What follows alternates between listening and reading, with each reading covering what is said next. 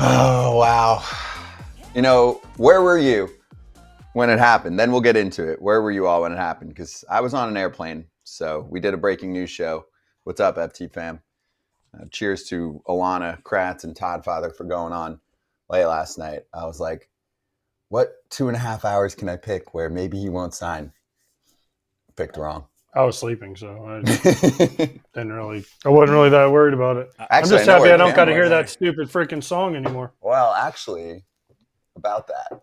We don't have to play it anymore because we know where he's going. Do you know there were people last night, because I watched the show live on the plane, that were like, AJ, rejoice. Yes, I was. The animation on Juan Soto is gone. Thank I you. know where Cam was. Cam, you were there, right? Because I saw you do a little reaction video. You were. I was in the cave. I was in the cave, like shocked. I honestly, and we heard the numbers going up: 710 and 715, 720, 750. Man, I was sitting here in shock that Juan Soto, who is a generational hitter, was paid a historic amount for professional sports history, not just baseball. That was incredible.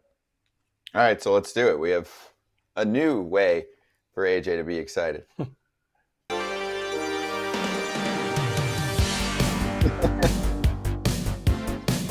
He's leaving. He never went there.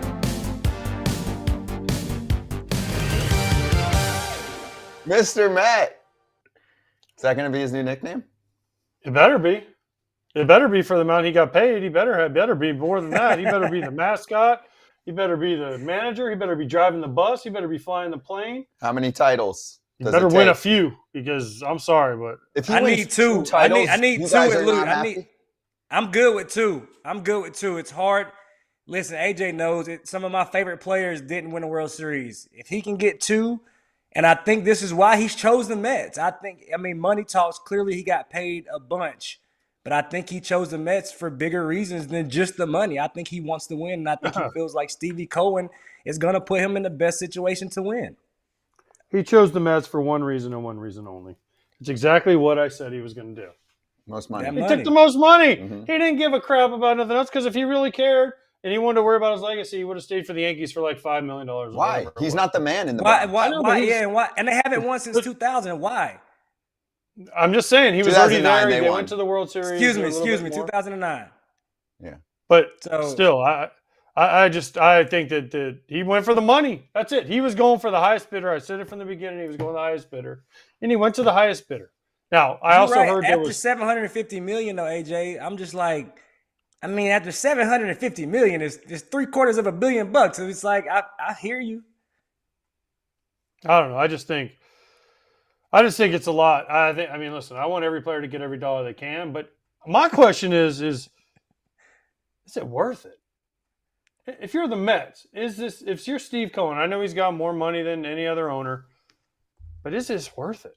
Is it worth it, Scott? I know you're going to say yes, he got a $75 million signing bonus. That's higher than the White Sox and the A's have paid for any player in their history. You sound like an owner. These are just facts. I'm not saying. I'm always for the players to get every cent they can get. I'm fine with it. I don't know. I think you guys are looking at it wrong. Okay. Well, first off, Steve Cohen's worth about $22 billion. Aaron Gleeman put this one out, our buddy who covers the Twins. He said signing Soto is the equivalent of someone with a net worth of $100,000 spending $3,500, which is like, 2 months rent for somebody making $100,000 maybe? This is a joke. And this is a guy who doesn't have to worry about milking profits from the franchise. He has other businesses. I understand This is for fun. This is what sports should be, for fun. He's worth a lot of money. And also, Soto is making about $50 million a year, right? A lot of Yankee fans today are saying, oh, well, we can take that almost $800 million and spread it out this offseason. It doesn't quite work like that. Luis Severino plus, Willy Adames equals the same amount of money that Juan Soto is going to make next year. It's not like you can buy 10 players. No, but you could buy $50 million. But you could buy Blake Trinan, Corbin Burns, and Trinan signed. Someone, and that's what I'm saying. He got 11. Right, Corbin Burns probably going to get 30, and then you can find someone else to fill a spot they need. Yeah, because the Yankees have more holes than just Juan Soto. They have a lot of holes. I know. Yeah, And they don't have as much saying wiggle room, yeah. Cam. The Mets do. The Mets came into this offseason with a payroll in the mid-100s. They have shown that they go well over 300. So they had tons of money to spend. They still technically, they might not do it this whole offseason, can spend over $100 million this offseason alone on players. I'm saying $100 million for next season's payroll, not total. Mm-hmm. Yeah, listen, I want the players to get every dollar they're going to get. It's just hard to fathom. You seem dejected. I'm not. No, I'm happy. No, let me speak. Let me speak for AJ because I'll say what AJ's thinking, and I love AJ, and I get it because we are pro player, and for me, the players who haven't signed, congratulations, the price just went up. Thank you, Juan Soto. But what AJ's saying is you look at a guy who defensively, I don't care about the Gold Glove. Being in the Gold Glove final, whatever it was, he's not a Gold Glove. Which is, by the way, is an absolute joke that he was even in the finals because exactly. Because he had some assists early in the year. You know why you get a lot of assists, Cam? Because people run on you because you can't throw. Because the scouting report says try him. Exactly. The scouting report says if it's hit to him, try him, make him throw you out. So with that said, you have a guy who literally only hits is all AJ's saying, right? We just watched Shohei Ohtani, who we know pitches, who we know was off this year, but he also stole 50 bags. He also hit 50 homers. He also hit for above average. And he literally affects the game. He's a guy, what we call, he can tilt the field with his athleticism. So that's all AJ is saying, is that's so much money. And I just look at it like this. Congratulations to Juan Soto. Today is about him. Today is about the Mets. But it just lets me know Shohei Ohtani is criminally underpaid. No kidding. Shohei's won 3 MVPs. Juan Soto has won how many? I don't care. Okay. I'm just saying, who would you rather have? Who would you rather pay? For 16 years or for the next few? For the next few listen, Scotty. great for Scott Boras. Like, this is an adventure we're talking about. But for 16 years, you're going to get Juan Soto's going to be 27 before the next year. So you're going to get about this full season's 26. Okay, 26. Okay, but here's my thing. So you're going to get 6 to 7 good years out of him. Prime. And then the next 7 to 8 to 9 are going to be what everyone complained about Albert Pujols, right? That was the big complaint with the Albert Pujols. He could be Big Papi, though. Yeah, Big Papi was a DH. Juan Soto is going to be a, Scott, say it with me. DH. He might even opt out in 5 years. Huh? He's got the opt-out in 5 years. He's got the opt-out, too. No chance. And the Mets can pay him $55 million a year instead of $51 for him to opt back in. It's that Cole situation again. This is fascinating. But wait, I just want to be clear about how the money works. Shohei Ohtani, better player, no doubt. Next few years, taking Ohtani by a landslide. Oh. But he was in the free agent market. In the next 10 years, I'll take Ohtani over Juan Soto. Okay, but combined because of what you're getting him. If he pitches and he hits. Sure. And even if he's just a hitter, his numbers blew Juan Soto's numbers out of the freaking water. How much money did the Dodgers make off Ohtani last year? The Mets ain't going to make close to what the Dodgers I understand, but not even close. The whole point here is Shohei Ohtani's worth $100 million. He just happened to take a deal that was 45 on present day value because he didn't care that much about money. He didn't. I know. He took deferrals and he's like, I want to have big fancy numbers. $450 for Shohei Ohtani's a joke. Shohei Ohtani's worth way more than that. But Juan Soto enters free agency way, way younger, and that's what gets paid. Okay. And Ohtani did have another surgery. Ohtani wasn't that old. He had another surgery. It's an arm. It's a little bit different. I'm just saying. Okay, so you can't compare if Ohtani was just a hitter, he's a better hitter than Juan Soto. He steals and a better defender. So what does he need to do, Cam? He needs to do the Bryce Harper treatment, call the team up and say, I know I'm on the hook for 9 more years, but give me more money. Vlad Guerrero, the big free agent next year, is happy. He's not going to sniff this contract, but he's happy. I really don't want to get in trouble. This is the way my brain works. I was going, hey, good for Juan Soto, but I was going, man, could you imagine? I don't even want to say this. If you imagine if Boras had Shohei Ohtani, he would have made $1 billion. Oh, yeah. Maybe. Boras would have got him more money. But he also wanted to go to L.A., and L.A. had to do with the deferrals. Well, he presented that. Good, because he wanted to go to L.A. Yeah, and he doesn't care. Ohtani's making, 40, 50 off the field a year? Yeah. What do you think Soto's making off the field a year? 3? Maybe. Right. So, okay, let me ask you this, Cam. Let me ask, this is a hypothetical. If you're flipping through the channels, and you got a chance to watch Shohei or Juan Soto, who you watching? It's not close. Who? Ohtani.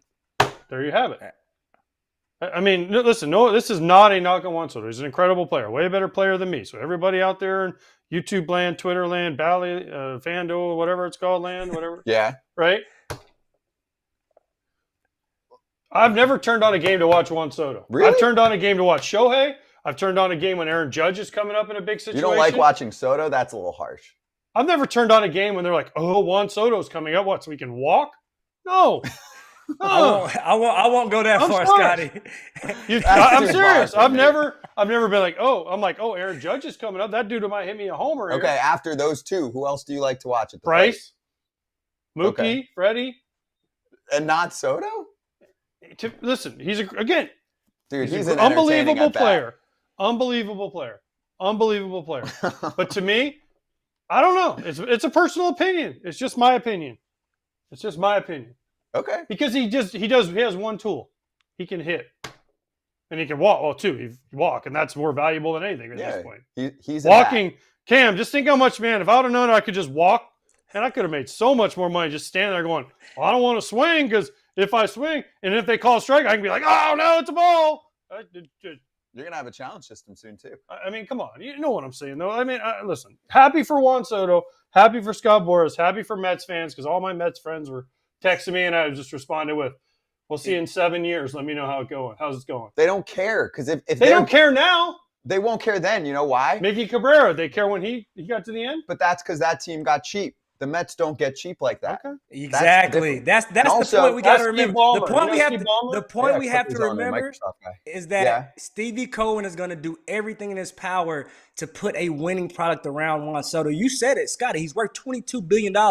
Until Major League Baseball does do something about it, that's what he's going to do. He's going to put the best product out there. And you start with Juan Soto. What he's doing right now is he's trying to recreate that 80s buzz in New York when the Mets were high and it was fun to go watch. And you do that now from the OMG, from everywhere, from how they started to how they finished, the energy, the party that was the party. That is more so, too. I also say, I know he took the money, but if you're just asking me, my opinion, that is so much more Juan Soto's vibe. And I think he also, I mean, on top of the money, it's like, yeah, I can come and just be myself, even though you could do it in New York. It's a little bit more conservative over there in the pinstripes. If for the next 7 years, the Mets are good and they win a title, they will be so happy. There's a team in the East Coast. Absolutely. There's a team in the East Coast that we're like, they're never going to go cheap. Who are they? And they're cheap as hell now. We complain about them all the time. The Boston Red Sox. They're in on every player. But you said, you just said Stevie Cohen's never going to go cheap.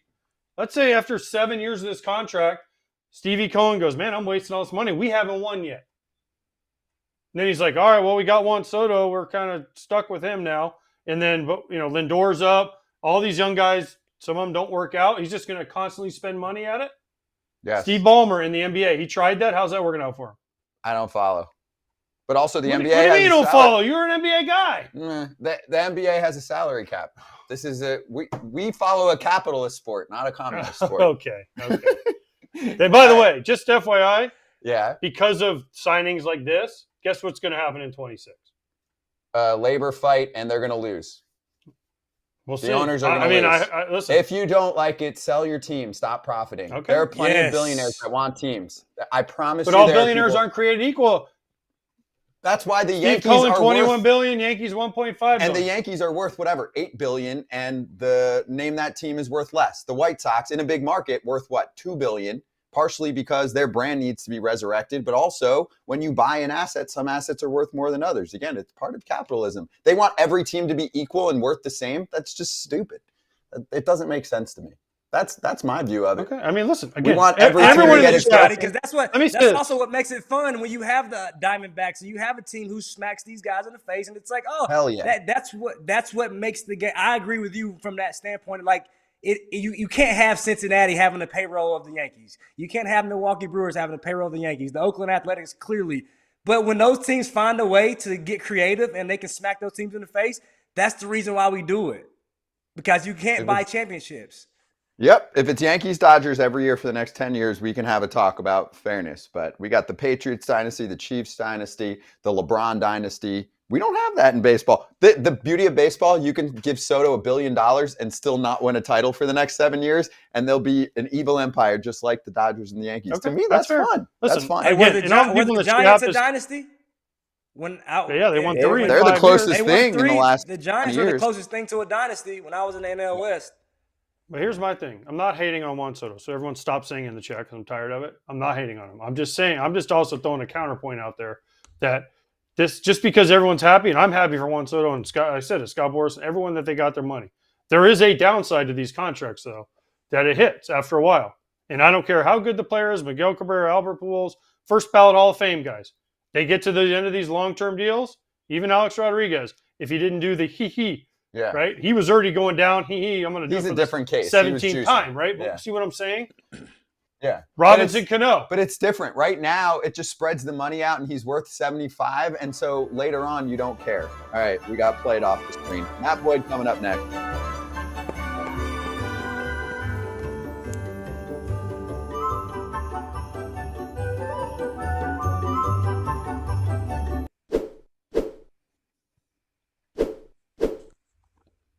From billionaires to just a person trying to have a nice meal. HelloFresh is America's #1 meal kit. Shout out to them for sponsoring today's episode. And also FT fam, if you haven't signed up yet, 10 free meals at HelloFresh.com/freeFT. So go check that out. I'll give you more info on that in just a second. Cam, I've seen you cook it up. And also, by the way, Cam, while you're talking, you might just want to show us what you're wearing today, one of your former clubs. Listen, everybody knows I'm pro Yankees, but I got to give credit when credit's due. Steve Cohen said he wanted his guy, and he went out and got him. So shout out the Mets. Shout out. It's a big day for the Mets fans. It's a big day for the Mets franchise. I know Queens is lit right now. It is. It is. So anyway, if you would like to get yourself a nice meal for the fam and you don't want to deal with paying a ton of money, getting all kinds of fancy spices that you're only going to use one time, or you don't want to pre-portion things out, HelloFresh does it all for you. You go on the website, pick out meals. You'll never get the same meal twice if you don't want it. They change the recipes all the time, and there's 50 that you get to choose from. And here we go. 10 free meals at HelloFresh.com/freeFT. Applied across 7 boxes. New subscribers only. Varies by plan. That's 10 free HelloFresh meals. Just go to HelloFresh.com/freeFT. Matthew Boyd's going to join us next. Bob Nightengale is on the guest list. So is Bob Costas. And we'll continue to talk about the Soto news, plus a bunch of other dudes signed. We'll get to the Adames news later as well. Be right back.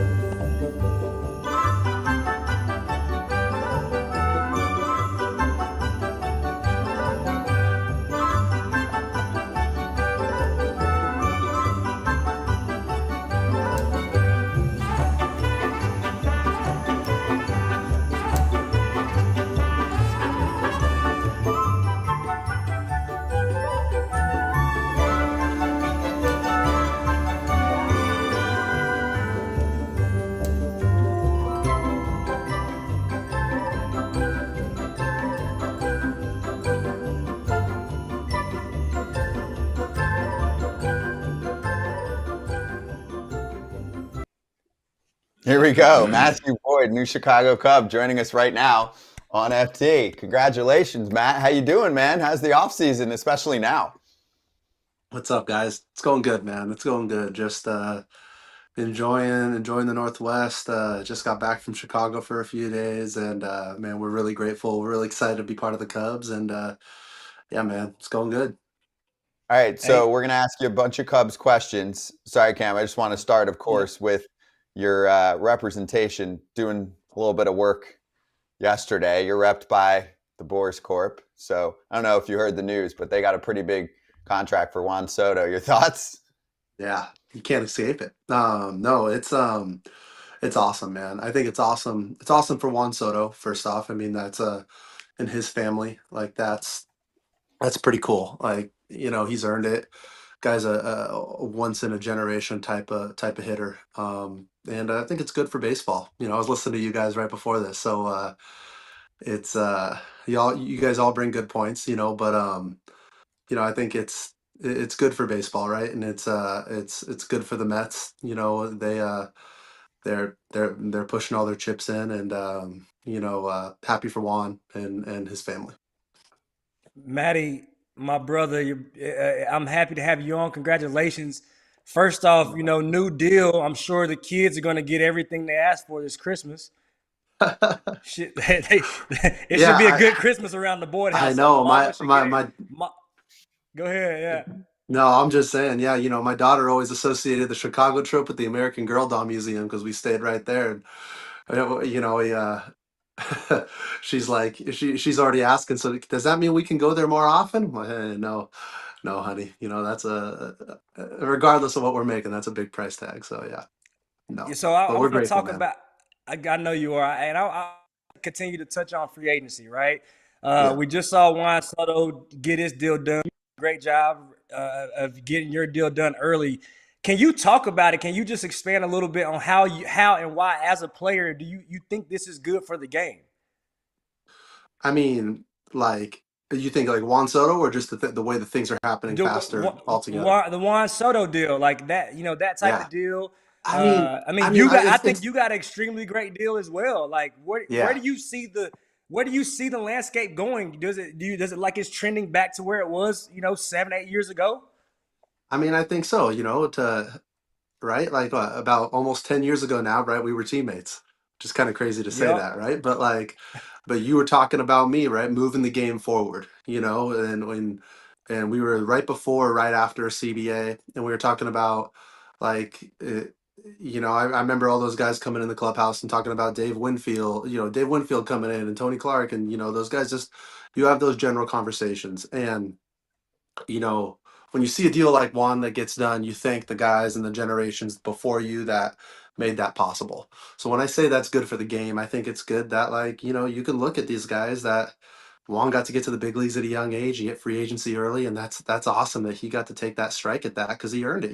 He's put 6 amazing seasons together, and it's I think it's good for baseball in that sense. I think it's good for baseball when guys like the Mets were there. He obviously wanted Mr. Cohen really wanted Soto, and he they pushed the chips in there, and they're going for it after coming off a NLCS berth, and that sort of things. Just that's what there's so many ways to win, but I think it's always good to see that, and like I said, happy for Juan and whatnot. Matt, what do you think most players in Major League Baseball say when they see a deal like that on other teams? Do you think they're like, damn, like that's not fair, I wish our team could spend like that and go after a player like that? Or is it like what you're saying, where it's like, good for him, dude went to free agency, he earned it, let's try and slay the dragon? I think it's probably a little bit of both. I know the guys that are real excited are his teammates. I'm sure, getting to have him in his clubhouse and not having those pitchers don't have to face him. But I think if you're a pit player and you have that broad view, I don't speak for everybody, I know that, but like when you're looking at the game as a whole and you're saying like, hey, this is like it's good for the game in the sense that like it's good to see the money go around, and whatnot. So I know I don't speak for everybody. That's the cool thing about having a collective player group is that we have more than one opinion in there, and that's what makes us better. But I'd like to think that more guys are happy, in the grand scheme of things. Matthew, you're with Boris. Well, how much? Mm-hmm. He's got 1 million clients, obviously, Soto, and he's got 1 million this offseason, and we've talked about it on his revenge tour. But how much time do Scott, give to you? Does he call you on a personal basis and say, hey, this is where we're at, this is what we've got? Is it one of his other people that because you go to a game and Boris is back there with 12 guys sitting in his suite in Anaheim and LA? Mm-hmm. Or is it a personal relationship? Because I've always been fascinated by that. How he can have so many clients, but then still have time for, Juan Soto, Matthew Boyd, Corbin Burns, Pete Alonso, all these guys at the same time. Yeah. Yeah. I mean, I think he divides his time up really well. I got to say this. I'm really thankful for Scott. He's taken care of me and my family, and I've always had a personal relationship with him, and I'm really grateful. Um, I think he's a lot of places at once, and I do have a lot of personal contact with him. And, we've had a lot over the last few years being a free agent, doing these 1 year deals over and over again. So, um, I'm really grateful for the time I've had with Scott. We do talk a lot, but that's not to say he has amazing people around him too. And there's too many people to list, but I think that's what makes Scott and the rest of his group so helpful to me and my family, and helpful in me kind of progressing my career and going through the ups and downs of not having a team last year, navigating that process and keeping me in shape and keeping my rehab ready, from the sports performance side they have to the mental side to, gosh, everybody else that you are in contact on a more daily basis than Scott, but then we're still talking, having constant communication with Scott. Like it's a well-oiled machine, and like I said, I'm thankful for him and how he's helped my career. Hey, well, Matty, you lead me into this next question. You talk about the journey, right? You having to overcome Hmm. Tommy John, you landing in the division where it all started, and then you look up, and we were all together raising Terry Scooble, and now it's like I'm watching Mr. Miyagi face Danielson in the postseason. How was that experience in pitching against Tarek and the Detroit Tigers? Man, it was weird. It was cool though. Like it's one of those things where like I don't write the script, right? But somebody else a lot more powerful than me does, and it was a cool full circle moment. That's how baseball works, right? Like it's one big community, and before you know it, stuff's gonna come around like that. So to play against the Tigers, to go into Detroit and watch that playoff atmosphere, something that I always dreamed about, being a Tiger for all those years. Um, that was really cool. To do a pitch against Tarek, who's a really good friend. I've got to know Tarek since he was at Seattle U, so it was like getting to compete against him, coming off the year he has. I mean, I don't know about you guys, but I mean, I think as an athlete, I want to face the best, and that's like, I want to go up against Tarek because I know that he's going to be throwing up zeros, and the margin for error is slim. But like, that brings out the best in me. I want to go up against Juan Soto and Aaron Judge and Stanton and Torres and whatnot, like because like that's going to bring out the best in you, and whatnot. So to get on that stage and to get to go up against Tarek, like it was cool because of the personal relationship, cool because of the connection with Detroit, but also awesome in the sense that, like, man, that's the best pitcher on the earth right now. And you know what? It's I'm not pitching against you, but it's me versus you, and let's go. So that was a lot of fun, and something I'll always remember. I know you're going to give me the politically correct answer, but I think that was the game. Did they pull you a little early? Well, I think we won all but one of my starts in the playoffs. I think we won two or three, right? So you could say I got pulled at the right time. Voter was pulling all the Don't right give me that. strings. Leave You my can you guy can have here. Let Voter him on here go, and talk man. about that, man. Yeah, I just go till they tell me till they pull Hey, the I reins was back at on him. me. I was at home, Maddie, going, "Let my boy go. What are we doing?" Hey, it all happens for a reason, Voter was amazing this year. He's manager of the year, and I loved playing for him. He was like he was pulling all the right strings, and like I mean, yeah, I want to go as long as I can every time. Now that's not like that's known. I never want to stop. I want to go till the wheels fall off, sort of thing. But we have the best bullpen in the league, like best generational type bullpen. Like when you have Cade Smith down there and Gaddy and Eli and Clase and Timmy, like and I'm missing some other guys, PD, like when they're fresh and you've done your job and you see how the game can line up towards the end. Like, I mean, I'm a traditionalist. I want the starter to go nine every time. I want to go as long as I can, but I totally understand when you're ready to give Cade the ball with the best fastball in the league and just go mow guys down. So that was always want the ball as long as I can, but Voter did the right stuff. Hey, you stay in the Midwest too, right? You've played for Detroit, Hmm. you played for Cleveland, now you're a Can't get Chicago away. Cub. Yeah. Yeah, exactly. You can't get away. They love you out there, and I know you love being in that area. So, can you tell me, first off, on the Cubs side, what stood out, who you've spoken to since, and then if you can, who else was interested? Who else was calling where you had to make a decision? Man, there was a lot of interest. It was really cool to have a lot of interest.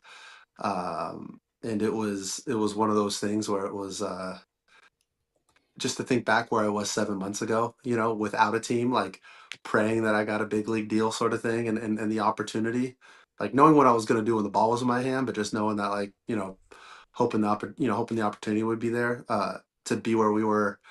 Now it was kind of like, wow, God, thank you so much that there is, interest, and, like I get to choose sort of thing. Right. So that was amazing. But like with the Cubs, it's been awesome. I got to talk to Craig. I, obviously talked to the whole front office. I'm so excited to play for him. I've heard so many amazing things about him, and obviously watching what he did in Milwaukee, all those years was just so cool. Dansby reached out, Hap, JMO. It's been pretty cool. The guys were all reaching out fast, and it was. I'm just so excited to be part of this club. So excited to go compete with these guys and be a Cub. I think one of the coolest things was that, like, we have family ties, not like currently anymore, but like my grandpa grew up in downtown Chicago with his mom. He was a diehard Cub fan. He worked at All Comiskey on the grounds crew. So like he was more happy watching Cub results, I think, than seeing my own games sometimes. Like he was a proud papa. He loved that. But like, it was always like, man, the Cubs lost. You pitched really great, but the Cubs lost today, and it was, those two were always entwined, even though we weren't playing each other, sort of thing. And then on my other side of my family, my great grandpa went to Illinois, great grandma went to Indiana. They lived in Chicago, Gary, Indiana, sort of thing. So it's kind of a full circle moment. The Cubs are always a team I always dreamed about because they were always present. I had Cub pennants up in my room, and growing up. So it was a team that you never know what's going to happen in baseball, right? You never know who's going to want you, but always a team that was like, man, it'd be a dream to play for them. So when the opportunity presented itself, I know my grandpa's smiling somewhere right now because it'd be a dream come true for him.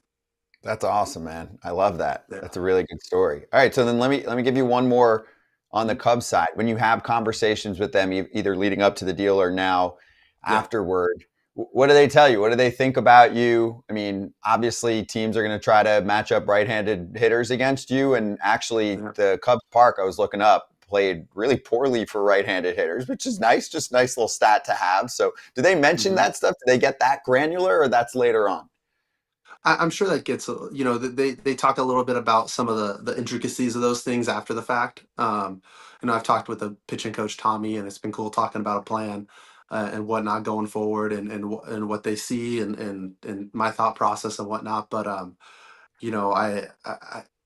know some of the narrative is like, hey, Shota, Steele, me, three lefties in the rotation, and but we all have three unique looks, and I think that's what's the cool thing, right? Is that, like, with we all have our unique skill sets. Our fastballs all play very differently. We all have different characteristics to it.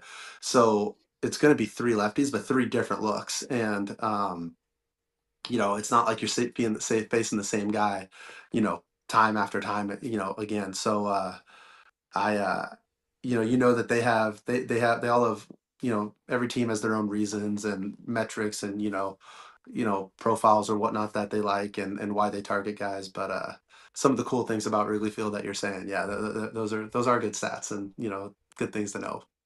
Oh yeah, no one's going to confuse the lefties if we do like the mystery, what's that delivery? I think you'll be able to tell the difference between the three, which is good. That's what you want. Well, Matt, we're excited for you, dude. Thank you for joining us soon after the deal.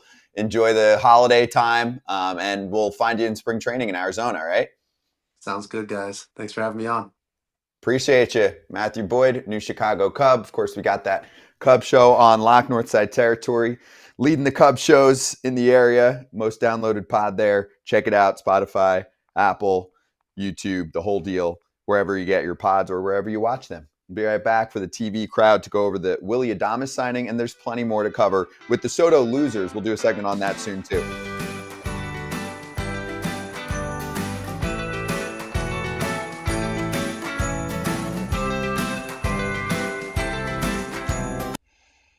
All right, we got 2 minutes, so let's do a signing that we're not going to have time for on the full show, but he was an all-star in 2022 and 2023, only 15 appearances last year. Jordan Romano signs 1 year, a little under $8 million with the Phillies.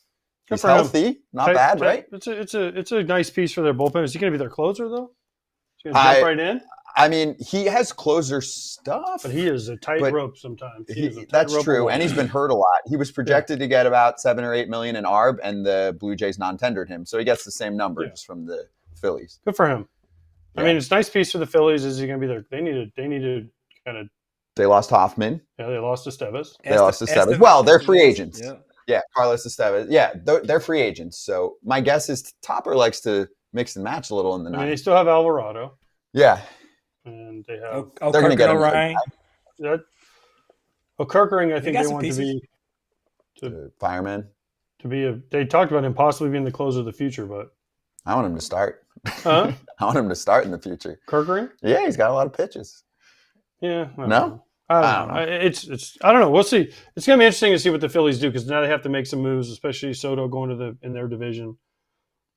NL East is good. They're going to have to do something. And they lost to the Mets last year. So the NL East, the Braves are going to be better because they'll get their guys back. But it's going to be interesting. I mean, what do the Nationals do? If you're the Marlins, you're just like, they wave the white flag. Change divisions.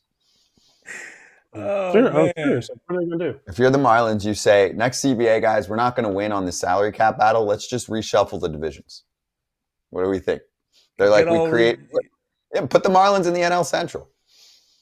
What do you think about just putting the worst teams of the past, few years just in the same division? Let them just beat each other. I like relegation, Cam. I like relegation. AJ's a soccer fan. If you suck for too long, see ya. I mean, it never happened, obviously, but NL East is good. But Jordan Romano, good flyer, right? Yeah. Affordable. Potential to be a nice arm. Yeah, he's good. Listen, it's a good signing for the Phillies. It's a nice depth piece. Wherever he ends up in their bullpen, it's a nice depth piece. Mm-hmm. He's got experience closing. That's what you look for in relievers. Yeah, and you collect arms that have stuff. Yeah. I think they're looking at the ceiling and the floor, and I think when you look at the ceiling and the floor, it's a good deal because you don't have like AJ said, you don't necessarily have to put him in as a closer. Hey, if you can be a great bridge guy with that stuff, if you can figure it out and become a great bridge guy, great. 7th, 8th inning, it works out for that type of deal, that type of money. Good deal.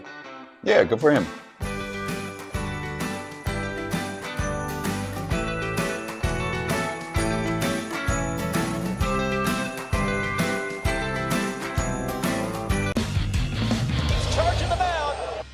Yes, we are charging the mound.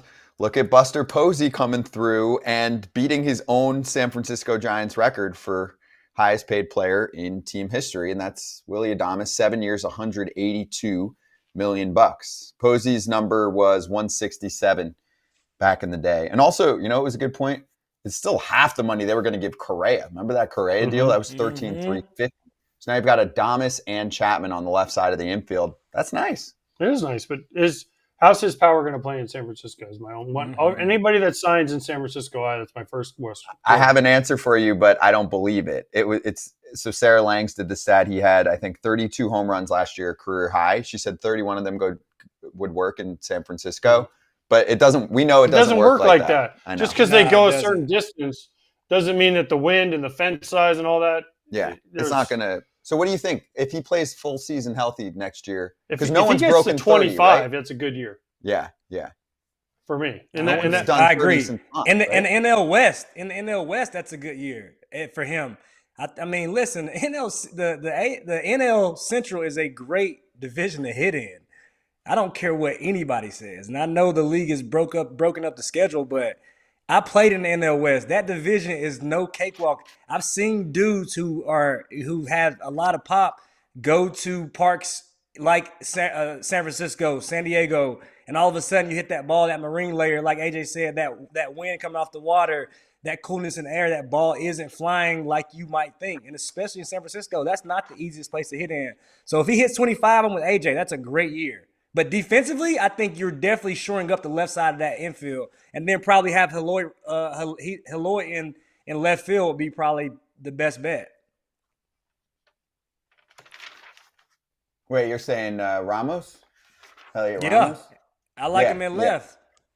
Now the left side of that. Now the left side of the defense is really it's nice. For San Francisco, Posey's going to try and do things differently, right?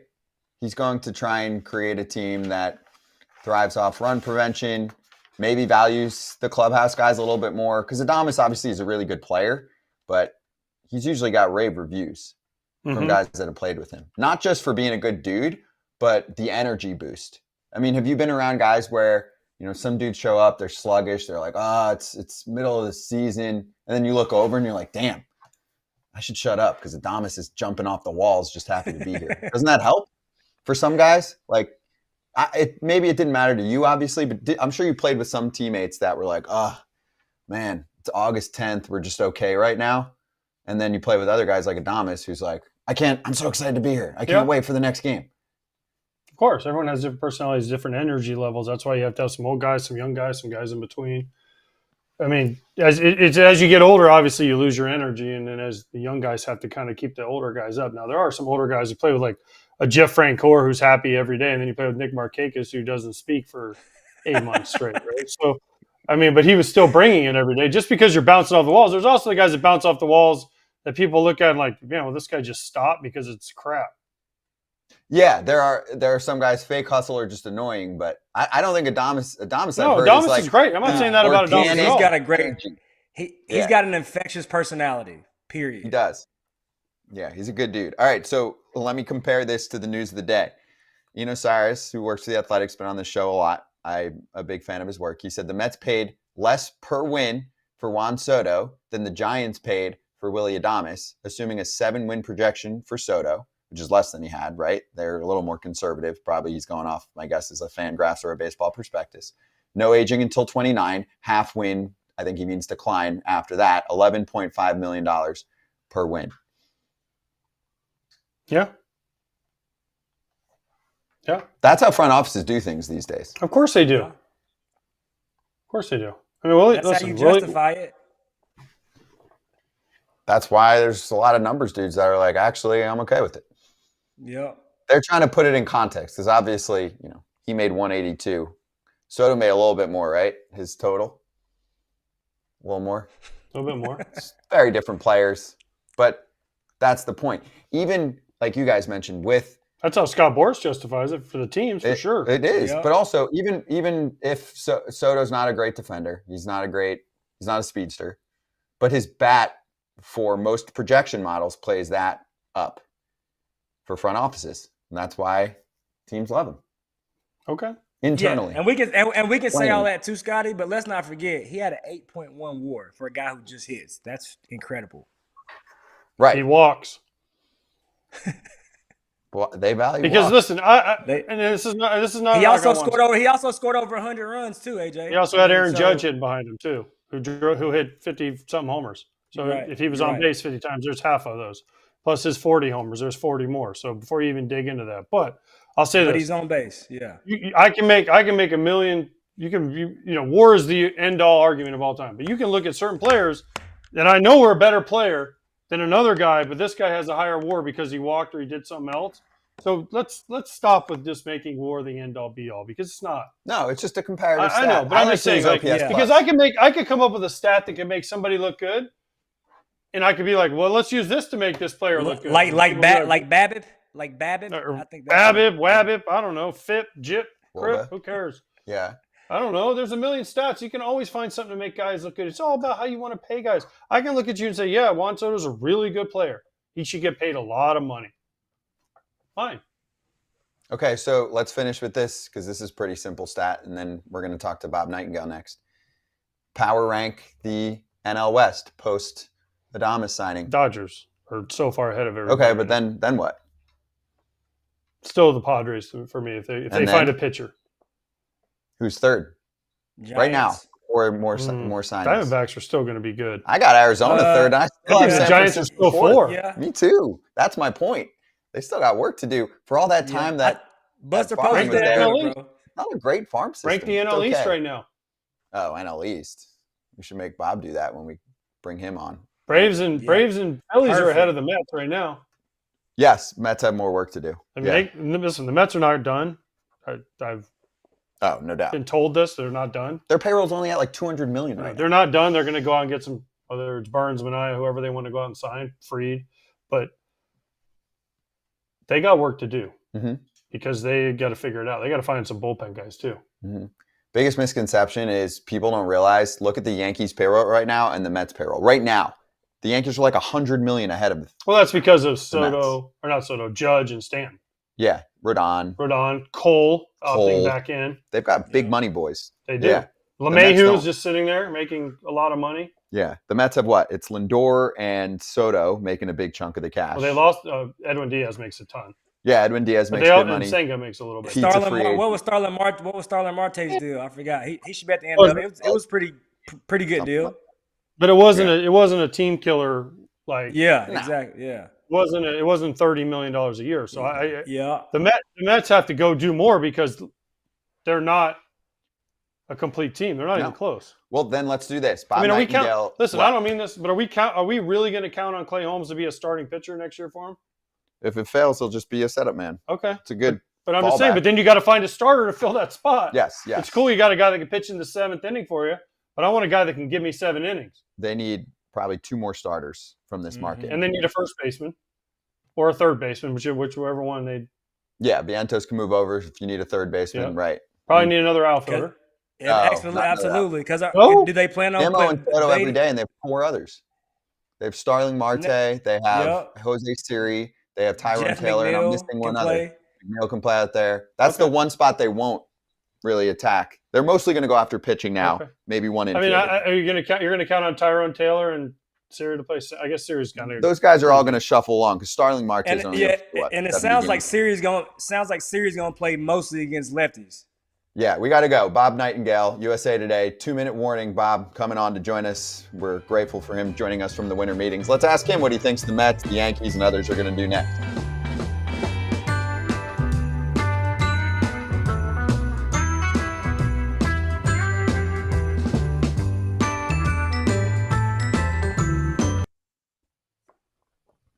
All right, here we are. Want to hit another signing that we probably won't have time for, but can spend 2 minutes on it now? What about Shane Bieber? Back to the Guardians. Comfortable. 1 year, $14 million, includes a player option for 2026 if he decides to stay, or, I mean, if, he's not healthy and wants to opt in. But the reports, some of them said he got better offers elsewhere, a little bit better, and he decided to go back to the OG squad, which is a good team in terms of pitching development. You're comfortable there. Like if you're in his shoes and you want to have a prove it year coming up, it's a good place to be, right? It's not, maybe for him, he's looking at another team that offered him something, Cam, and said, and he's like, what, am I going to go for an extra $1 million to an org I'm not familiar with in a ballpark that maybe doesn't play as well for me? Or am I going to take this 100%. Deal and try to get a bigger deal next year? 100%. Yeah, I think he definitely was like, I'd rather be in a place I'm more comfortable with a training staff, a medical staff that also knows my history as well, take my chances on this year and then see where I am after I'm healthy because, his familiarity is important, I think. And again, like you said, one thing that they're not going to lack is pitching, and they should have Tristan McKenzie back as well next year. So I think he weighed all those options. I think it was the right move for Shane Bieber. Good for the Guardians too. Good for Guardians and good for Bieber. Yep. Bieber's comfortable. He can rehab with the team that he had surgery with, so he can continue to grow that way. The Guardians are looking for starting pitchers. They lost Matthew Boyd. Obviously, is Cobb's a free agent too? I think so. Yeah. So I mean, they basically are running it with 2 guys on back end of contracts. I mean, good for Shane Bieber. They know him. He knows the organization. It's a good fit, and I'm glad he's back there. And if he goes out and has a good second half, who knows what he can parlay it into? Yeah, because he should be back, I think, May or June. And that bullpen should also help manage him as well, right? Coming off of surgery. Hey, we don't necessarily need you to go 6. Hey, let's get him back on his feet, right? And hand it off to that bullpen. Yeah, and they missed him. I mean, they could have used him in the playoffs too. Absolutely. Have a starter like that. So, I mean, he could immediately be a top-end guy if he returns to form. All right, we'll ask Bob Nightengale some of your questions and get to, of course, the Soto news to start here. Next on FT.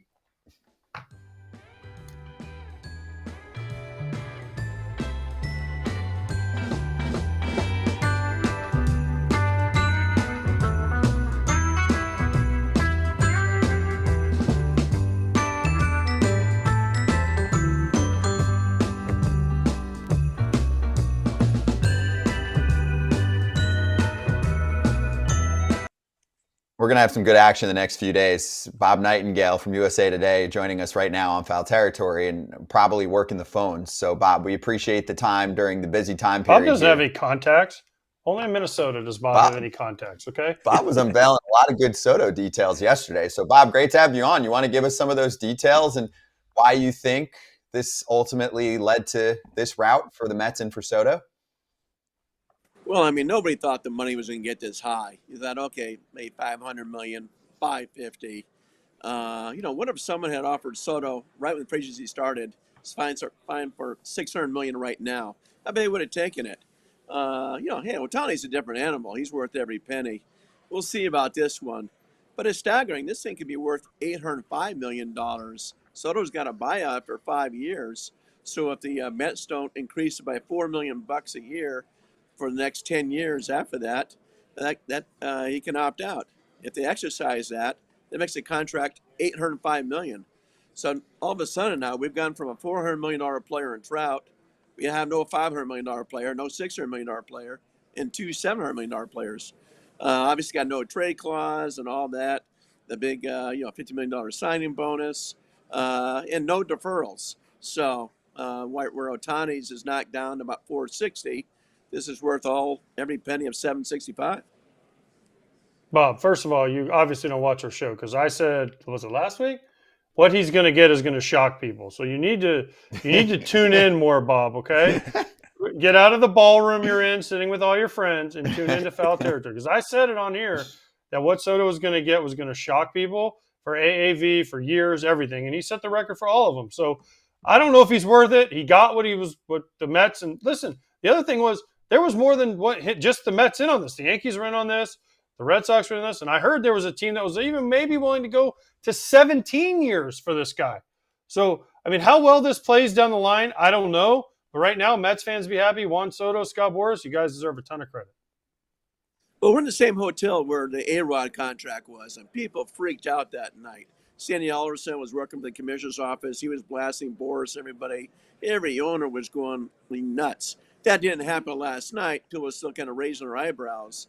But, hey, we're in the same hotel as A-Rod, same hotel as Manny Ramirez contract, Mike Hampton contract, Albert Pujols contract. So if you want to have a big contract, you got to do it right here. So if you're Vlad Guerrero, no one's going to wake up happier this morning than Vlad. All of a sudden, he made himself probably another $100 million, if not more, just by looking at what happened in the Soto deal. Hey, Bob, there are a lot of angry Yankees fans right now, right? They all wanted him, but now that he's gone, they're all pissed off. What do the Yankees do next? What if you know anything of, is their plan B now that they've shown that they're willing to go up to 760? Like Scotty said, that doesn't mean that you can go spend that all right now. That's not how this works. But what is their contingency plan? I think they're better off spreading the money around. I really do. I think it's a blessing in disguise. If I'm the Yankees, I go grab Christian Walker right now from Arizona Diamondbacks. Fabulous first baseman, great clubhouse leader, 3-time Gold Glove winner. Go get a third baseman, whether you're training for Alec Bohm from Philly, whether you're signing a Bregman, something like that. You can grab Cody Bellinger for the Cubs for nothing, as long as you take his contract. You can go get a starter, whether it's Max Fried or Corbin Burns, and you're still going to have money that you'd have to spend for Soto. I think they're better off spreading that money around. I really do. And also the big thing is now you can move Judge back to right field. If you had got Soto, Judge is still in center field, is a big man, he wears down. I think that would have been a mistake. Hey, I want to also follow with this. You just mentioned Alex Bregman, and I know a lot of Yankees fans are still upset about 2017. But when you watch the Yankees lineup, when you watch them offensively, defensively, do you think that could be possibly a really good fit when you talk about a guy like Alex Bregman? I know it's not Minute Maid, but he's always put the ball in play. He's always defensively made the plays he's supposed to make. I think it could be a great fit when you look at the holes that they've had. How do you look at that fit? That's one thing I worry about Cam is just he doesn't have that same ballpark. The Minute Maid with the Crawford box. He's not going to hit those home runs. He still puts the ball in play. He's a gamer. I don't think the playing in New York will bother him at all pressure-wise. So I like him a lot. He's a gamer. 2017 was a long time ago. Let's be honest. We're really naive, but we think the Houston Astros were the only team doing that. They just happened to get caught. They had a whistleblower The other 6, 7 teams doing the same thing, they get caught. Hey, Bob, let's go to the Mets side. Okay, they got Soto, but how do you power rank the top few teams in the NL East? And if the Mets are lower than they should be, what else do they need to do this offseason? They still got to get some more pitching. They still got to do some other things. And this was a Steve Cohen deal. I'm not sure it was a David Stearns deal. I think this, I can't see Pete Alonso coming back. If you're Pete Alonso, you're saying to Scott Boras, really, you had to get every single dollar from the Mets? There's not enough money for me. I would be in the market too for Christian Walker. You can get him for at least half the price of Alonso, if not more. But you need some pitching. I like moving Vientos to first base if they find a third baseman. So maybe they could be after Bregman themselves. What about pitching? Who's going to pitch, Bob? They need somebody that can throw the ball. I mean, Senga, yes, but Senga's supposed to be back, right? They're counting on Clay Holmes. Look at their projected starting rotation. Huh? Montas, David Peterson. They got a lot of guys to get. Yeah. I mean, those guys are good, right? But for me, the Mets still need some pitching and also need some bullpen help. Oh, big time. I mean, they could sign Corbin Burns, but that's going to cost you, well in the 200s. I still think Burns ends up with San Francisco Giants. Max Fried's out there. I still think the Red Sox would be much more aggressive for Fried and grab him. But, yeah, they need much more pitching. And, they're still on the outside looking in. When you look at the Philadelphia Phillies, when you're looking at Atlanta, I think right now, they're still, probably the third best team in that division. Bob, you mentioned Vladdy Jr. Can you give us any insight on why the Blue Jays can't land their their type of big guy that they're trying to land? Like, what's going on in Toronto where they can't get that guy? I mean, they should. I mean, they were all in on they were bidding over $700 million as well as the Red Sox. The Dodgers were never close to that, but the other three teams were with the Mets. I don't know if guys worry about the tax dollars playing in a foreign country, but you talk to guys that play in Toronto, they love it. Everybody lives close to the ballpark, a close-knit community, great stadium. Spring training is as good as any in all of baseball. So it's almost like you got to be there to appreciate it. It's too bad. This is a big year for them. With Vlad being a free agent of the year, with Bo Bichette being a free agent, they got to win right now, or I think some heads may roll. Bob, there's one free agent out there that hit 40-plus home runs, has been doing it for a couple years. Anthony Santander. No one's talking about him. What's a good landing spot? You already talked about Fried, you talked about Burns, Christian Walker, Pete Alonso, but what's a spot for Santander?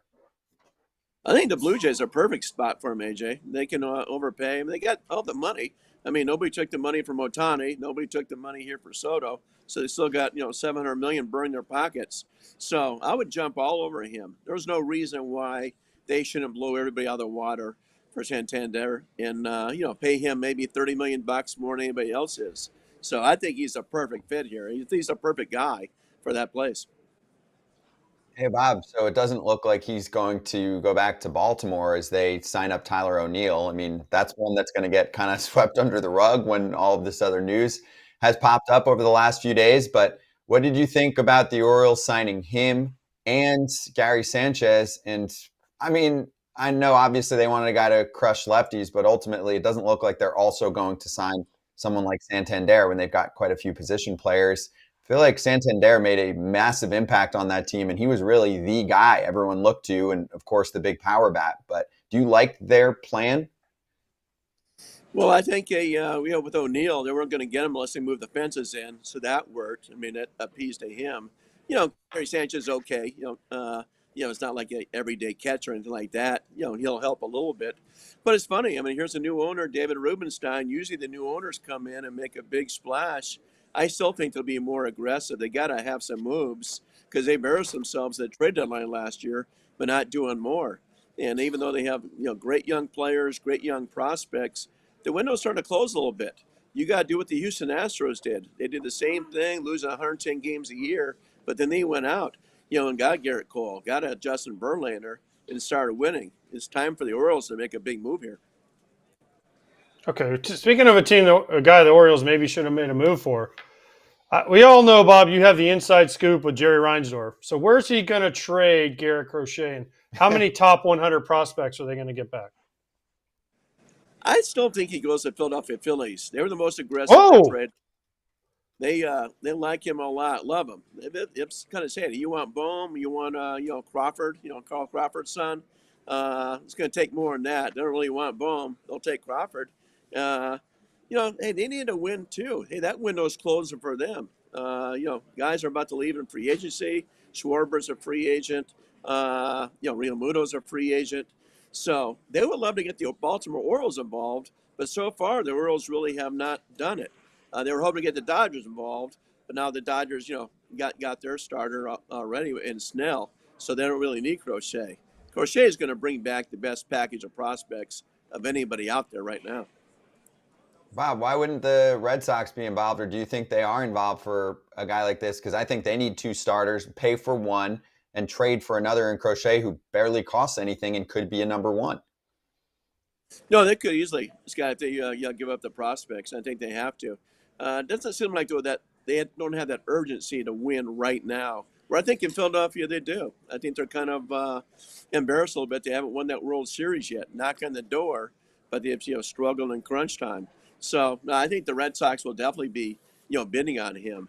Not a whole lot of people are. They don't want to send their prospects, but White Sox are very motivated to move them and begging someone to take Luis Robert as long as they get some prospects back too. Maybe somebody makes a package deal. So, Bob, you mentioned Philly, and I want to stay in Boston.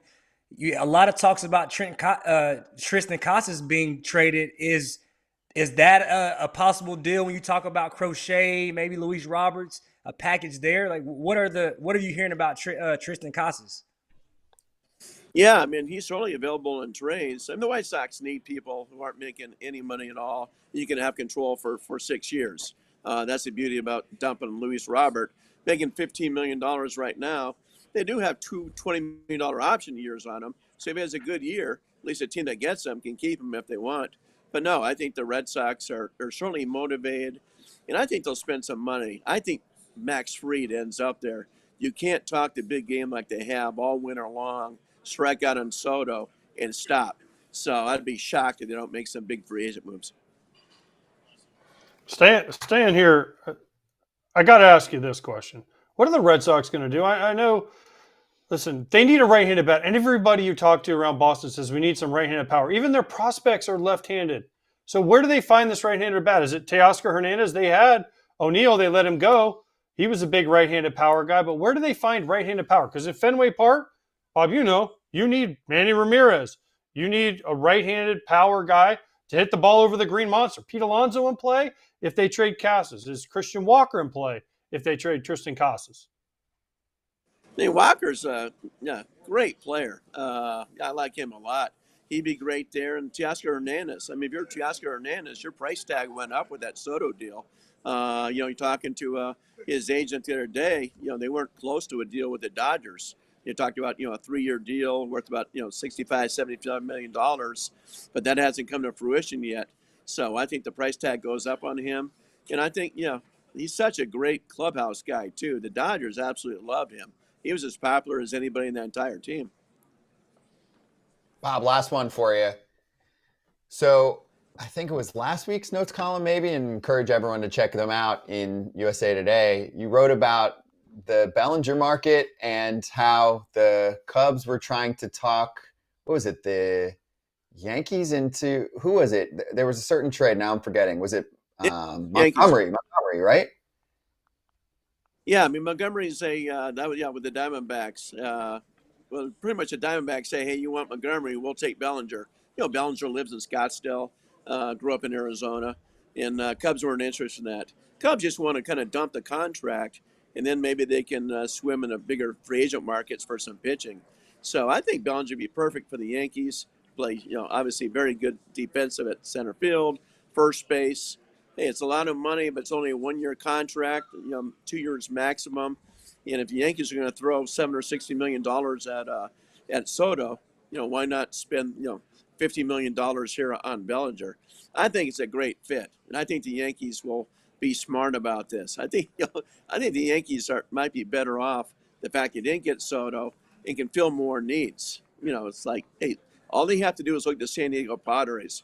If you ask the Padres, wait a minute now, why were you guys such a better team last year without Soto than you were with him? So the Yankees could think the same thing. You know what? Let's capitalize on this. Yeah, and they can move Judge to the corner now too, which I think is a much, much, much better fit for many reasons, including his health. I've been screaming that. Got to get him out of center field.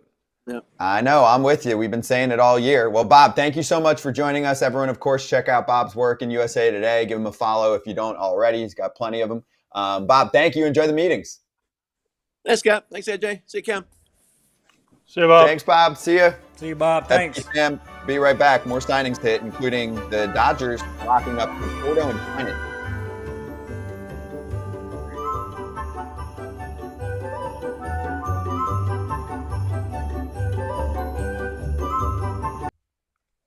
All right, here we are. Let me see if I can get to a question. Obviously, it's been a bit of a busy day.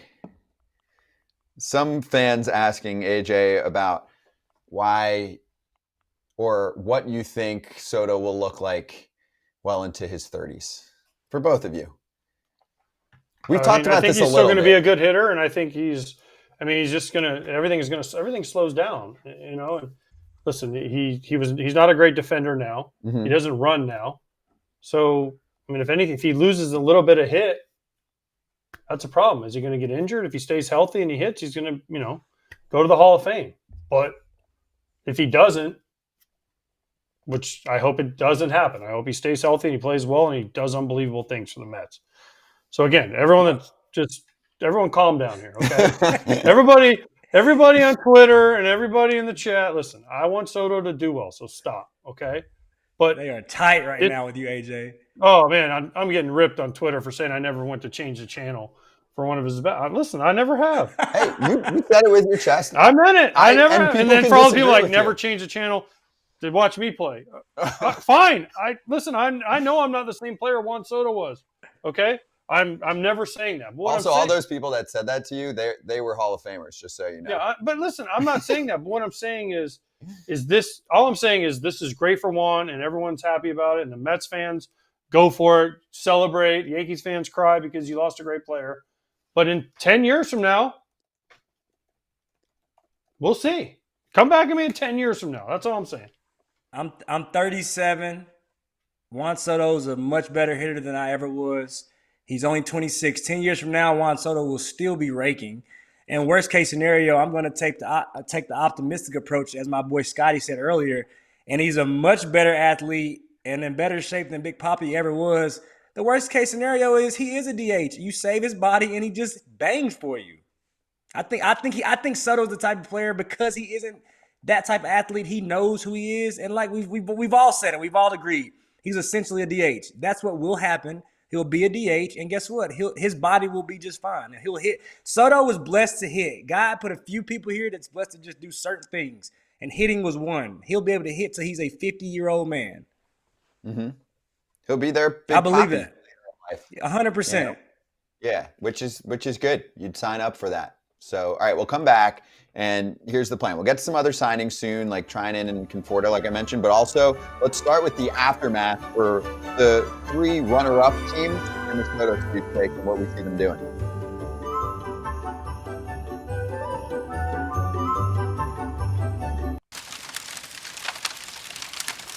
Woo-wee. Hot corner. Some teams are feeling the heat after the Soto sweepstakes. I'm going to take a left turn for a second. Can I start with the Blue Jays? I know we asked Bob Nightengale about them, and he's like, well, good for Vladdy Jr. His price tag just went up. Can I ask you for some player perspective? If you're Vladdy Jr. right now, and you just saw your team reportedly offer over $700 million for a player who ultimately says no, and you're a year away from free agency, wondering how much your current team loves you and why you're not signed up to a long-term extension? I haven't heard. He wants to hit free agency, that's why. He definitely does? I mean, at this point, he's what a if year they away threw now. $600 million at him? Well, that would be different, but I don't see them doing that. What about 500? I think he would take it, but I don't know that he's going. I'm with you, Scott. Hey, 323, 3103. And how old is he? I mean, he's around the same age, 25. isn't he? 25. Yeah, he's the same exact age. He's 25. Yeah. He's a year younger. I mean, he's going to hit free agency about the same time, which is the whole name of the game. We've talked about this. Different player, first baseman, whatever. Bat-wise, man, he's pretty damn good. Yeah. There's some similarities Juan Soto, career 285 hitter. I know he's got the 200 homers and 600 plus walks, but Vladdy Jr. is a career 288 hitter. You know what I mean? I'm just saying, like, if you said some similarities there for him to say, "Hey, Blue Jays, what are we doing?" Let me give you one. Last year, Juan Soto's OPS plus, which is the prime number you're looking at. How is the player doing on base, slugging, all of that, factoring in the ballpark in the league? 178, 78% better than the average player. Vladdy was 166. Vladdy's good. First baseman traditionally don't get paid the same, though. Sure. Yeah. But why is he not locked up long term? He wants to be a free agent. And do you think that he's paying attention to the news going, wonder if they're going to call me?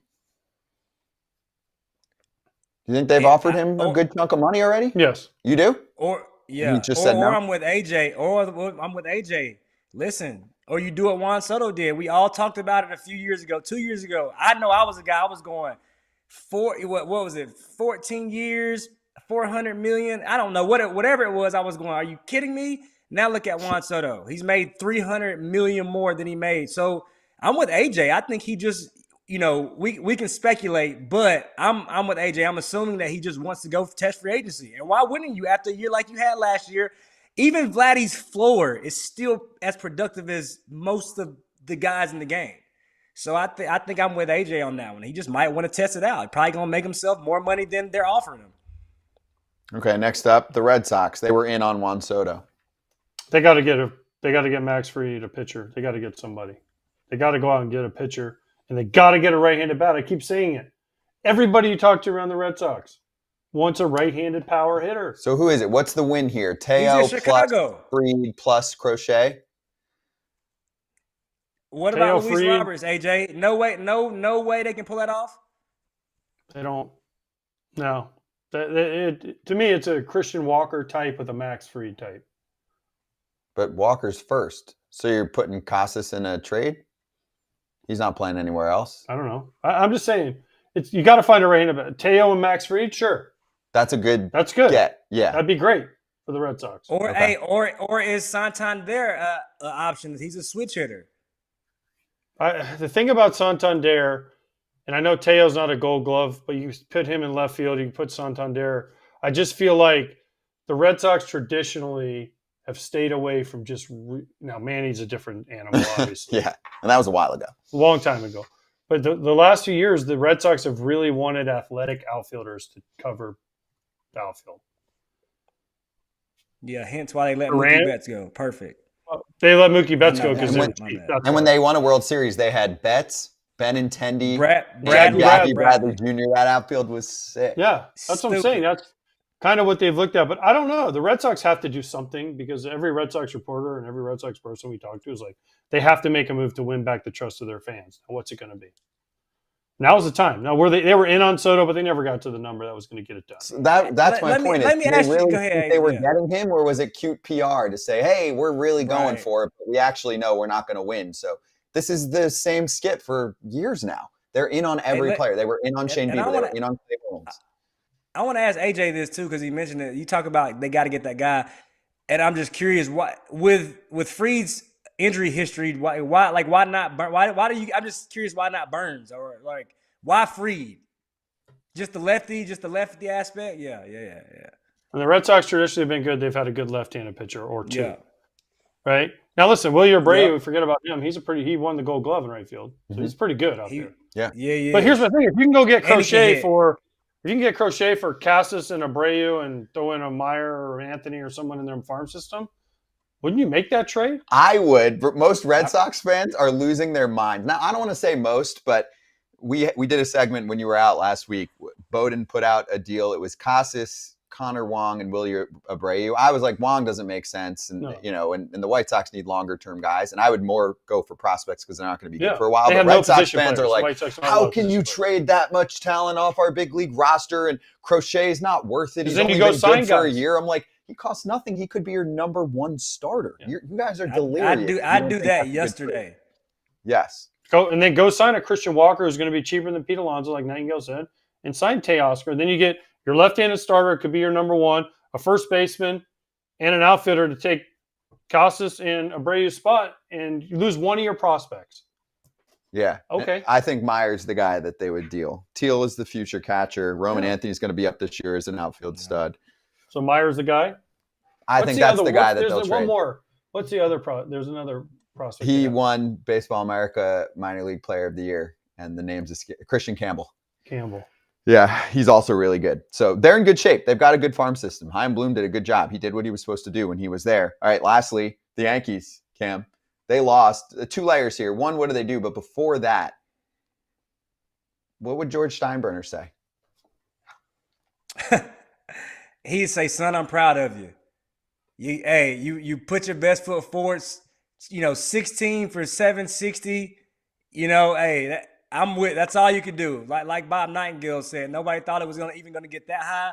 Now let's go get us Corbin Burns. Let's go get Estevez, and let's go get Christian Walker, and let's make it happen." He would say, "Son, you're fired. We don't lose to the Mets." He got pissed when they lost spring training games to the Mets. Talking about George.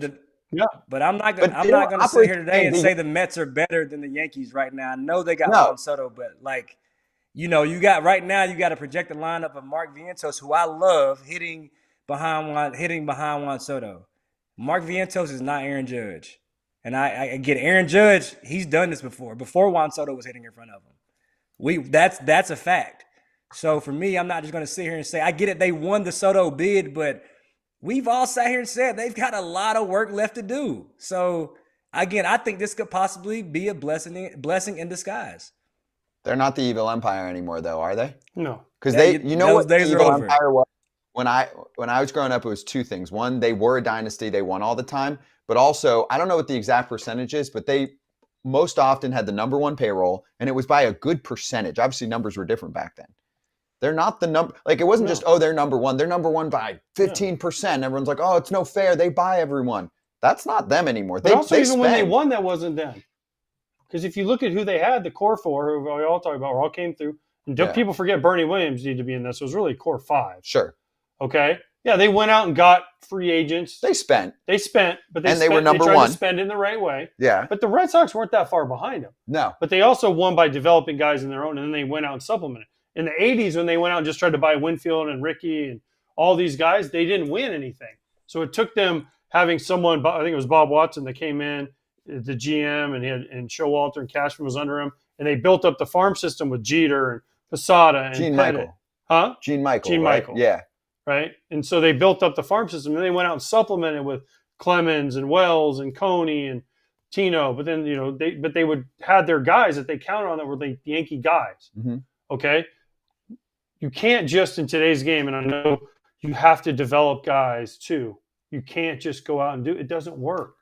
So they're brilliant, I think, at building a bullpen. One of few teams that do it well, right? Look at some of the guys that emerged this year.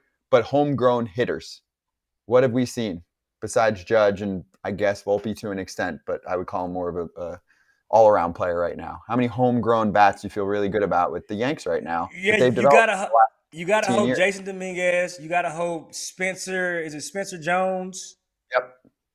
These are the 2 that come to mind that you gotta hope those are 2 big bats, right? Jason Dominguez, you hope he gets better defensively in the outfield. I know he struggled a little bit on the corner, but I think, for me, those other guys, Oswaldo, they haven't really worked out like you want, right? Cabrera, Perez, so, I'm curious about where they are in their farm system. What I remember from their farm system is they have a plethora of arms, right? When I was there, even when I left, I remember seeing them, in AAA. They do a great job of developing arms. I don't know. I think Oh, we'll see. It's They going to be gave up a interesting to see lot what the for Yankees Soto. do because they're going to have to go out and make something move. A lot. Yep. They have to need a first or third baseman, right? They need a second baseman unless they put Jazz there. They need a first and third baseman. Jazz goes to second. That's what I'm saying. It depends on what they do with Jazz. Okay. Okay. So you still have Judge, you still have Dominguez, right? Verdugo. Who's their other alpha? Gotta get one. They got to get an alpha. If you go get Belly, what do you also too? And I love the Belly move, but like you guys are saying, what do you do? Where do the pieces now fit? Because you just can't go get all these guys and hope it's going to work. You got to get the right pieces to fit the right spots. So my prediction: Belly happens. That's your center fielder. Judge goes to right, which is great. Dominguez can play left. Now you got your outfield done. Okay. Boom. Infield.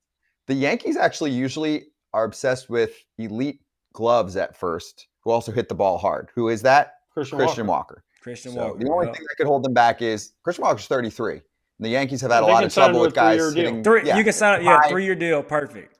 high average annual value to talk him out of, say, going to another team that offers him 4, right? They need some bullpen help too. They definitely need bullpen help. They lost. I get it. Clay Holmes, Hill. he had a rough go for a while as the closer, but Clay Holmes is good and was good for them in the playoffs as the setup man. So also, Luke people Weaver people forget Clay Holmes had 14. What he had a 14 inning scoreless streak going or something crazy like in the postseason. He found his groove. Like, okay, so that's your first baseman, and then I'm just talking position players here. Yes, bullpen. There's a bunch of guys you can go over. Do you get one more position player? We covered third more base. the merrier. So third base, I think they would have been interested in Adames at third base. Yeah. I think that would have been a good Yankee type fit. So who's the fit instead? Do they trade for Arenado? I don't know. I don't see them signing Bregman. He wants to go west. He won't waive it to go east. You don't think he'll waive it to go to the Yankees? Mm-mm. Really? Mm-mm. And I don't know if I actually. I'm gonna be real. I don't know Alec. It's like the Donaldson trade I to came me. across them. Yes, exactly. Like I've came across him. He seems like a good dude, but you hear stuff, and I just don't like. Everybody's not made to play in New York, and I don't know when you talk about some of the maturity issues or some of the things that you hear. I don't know if that's the fit either. Well, they're not going to trade for Bohm. No, that's not the guy. Not so who's playing Arenado's third? not going to go there though. He has 10-5. He's not going anywhere. Who's playing third? That's the question. Are you hoping DJ? I mean, let's be honest right now. It's like, what are we doing? He's a backup. Bregman's out there. Is that the guy? For me, fit. Bregman makes the most sense. See it.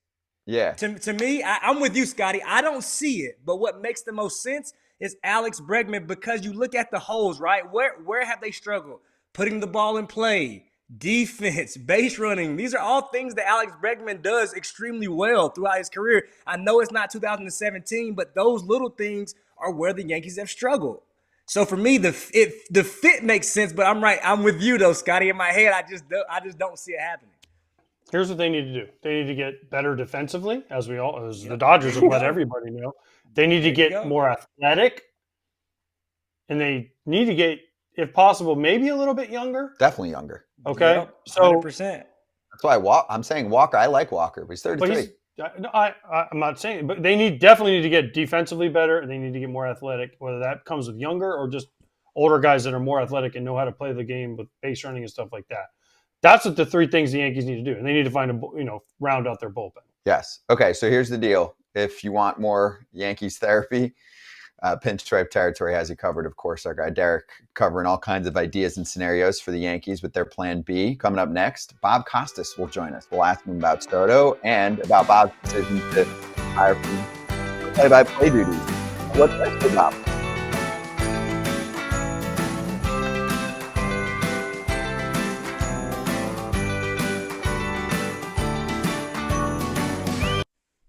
All right, so we got 2 signings covering the break here again since it's only a 2-hour show and we need 4 hours today, but we couldn't sign up for that. So Blake Trinan, 2 years, $22 million. We put out a great meme or photo, whatever you want to call it, last night. Our guy Michael behind the scenes. I don't know if you guys caught it on FT Twitter, where it's like the guy standing in the corner at the party, like no one's going to know that I just signed because he signed right after Soto signed. Isn't that a bargain? 2 years, 22. I know he's 36 or 7, but Blake Trinan was freaking nails last year with that slider sweeper combo. Looked pretty damn good to me, Cam. You think that's a bargain? I think he was listen, I hated facing Trinan before he even got that pitch. On righties, he is tough, he's nasty, and now you go and develop that one. I think so. Listen, with how the deals are starting to go on right now, I think that's definitely a bargain for sure. And then the other deal is Michael Conforto, who we haven't talked about at all, but he signs a 1-year contract. It's for less than what the qualifying offer would have been. 1 year, $17 million. And you might look at his numbers and be like, okay. On the road this year, Michael Conforto, weighted runs created plus, very similar to OPS plus. 133, 17 homers, 530 slugging percentage. He was garbage at home, but his home park was San Francisco. He had really big expected numbers. It's like the perfect guy the Dodgers are scouting who could be really good for them. And he'll platoon a little. Mm-hmm. No, listen, he fits perfect. He fits perfect in what the Dodgers do. They figure out what you're good at and they make you better at it, right? Mm-hmm. This is what they've done with their guys. Kind of what they do, right? So I think this is the perfect guy to go to the Dodgers for 1 year, maybe go and have a good year. He's back healthy again. He proved he was healthy from when he missed the year. And he can go out and rake, and if he plays a somewhat good defense. But Dodgers put people in advantageous situations to succeed. They put you in situations. They don't try to if you're not an everyday guy, they're not going to let you play every day. If you're Freddie Freeman, Ohtani, Betts, guess what? You'll play every day. If you're not, even Max Muncy, there was tough lefties sometimes, he would sit, right? And that's what they do. They try to put all their players 1 through 25 in the best situations to succeed. Mm-hmm. And because they have more depth and they have more money and they have more players, they do it better than anybody else. That's why they're where they're at. Yeah, 100%. Max Muncy, Jason Hayward, Chris Taylor, Kike Hernandez. These are dudes who, again, like AJ said, they're Tommy Edman. They get the best out of their guys. They figure out a way to get guys to understand what they do great and just star in that role. And I think guys like Michael Conforto are starting to hear about it and realize it. That's why he also makes that deal. No doubt. That's why they're on the field.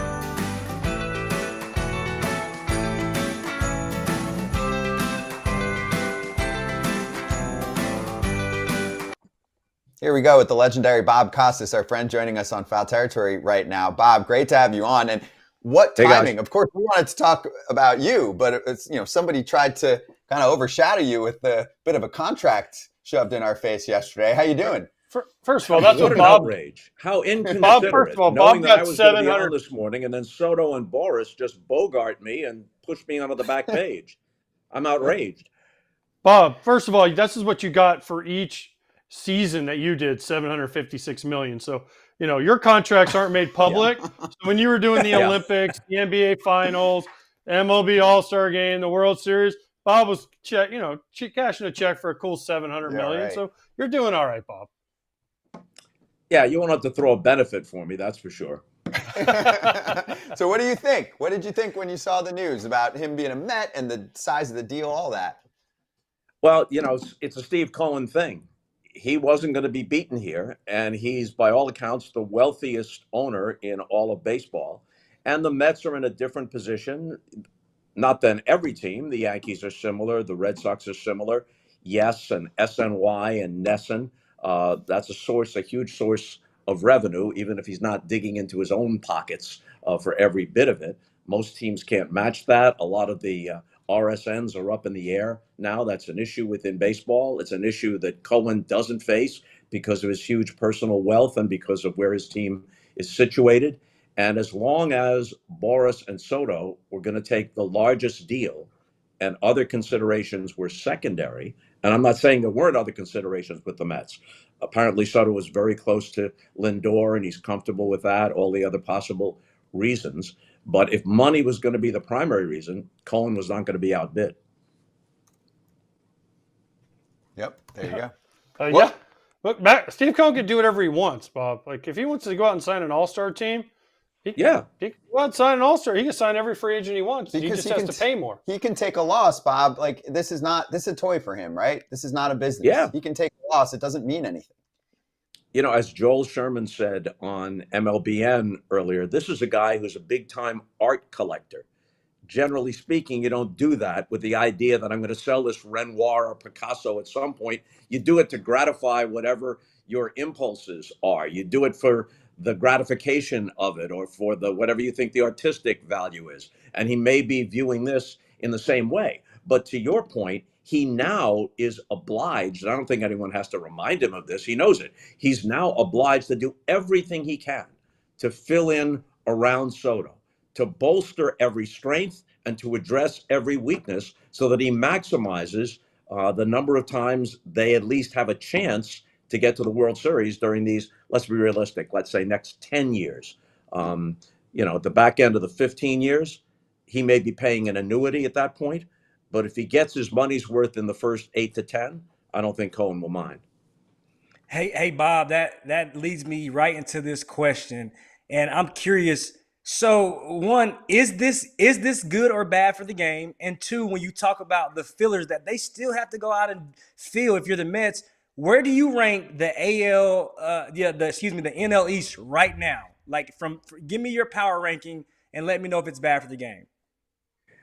Well, let's see where Max Fried winds up. If he goes back to Atlanta and Acuna comes back healthy, then look out for the Braves once again. And the Phillies are still formidable. So it's a 3-team race, but the Mets obviously have moved up. They're much more formidable coming off what they did in the second half of the season, left for dead on June 1st, 11 games under 500.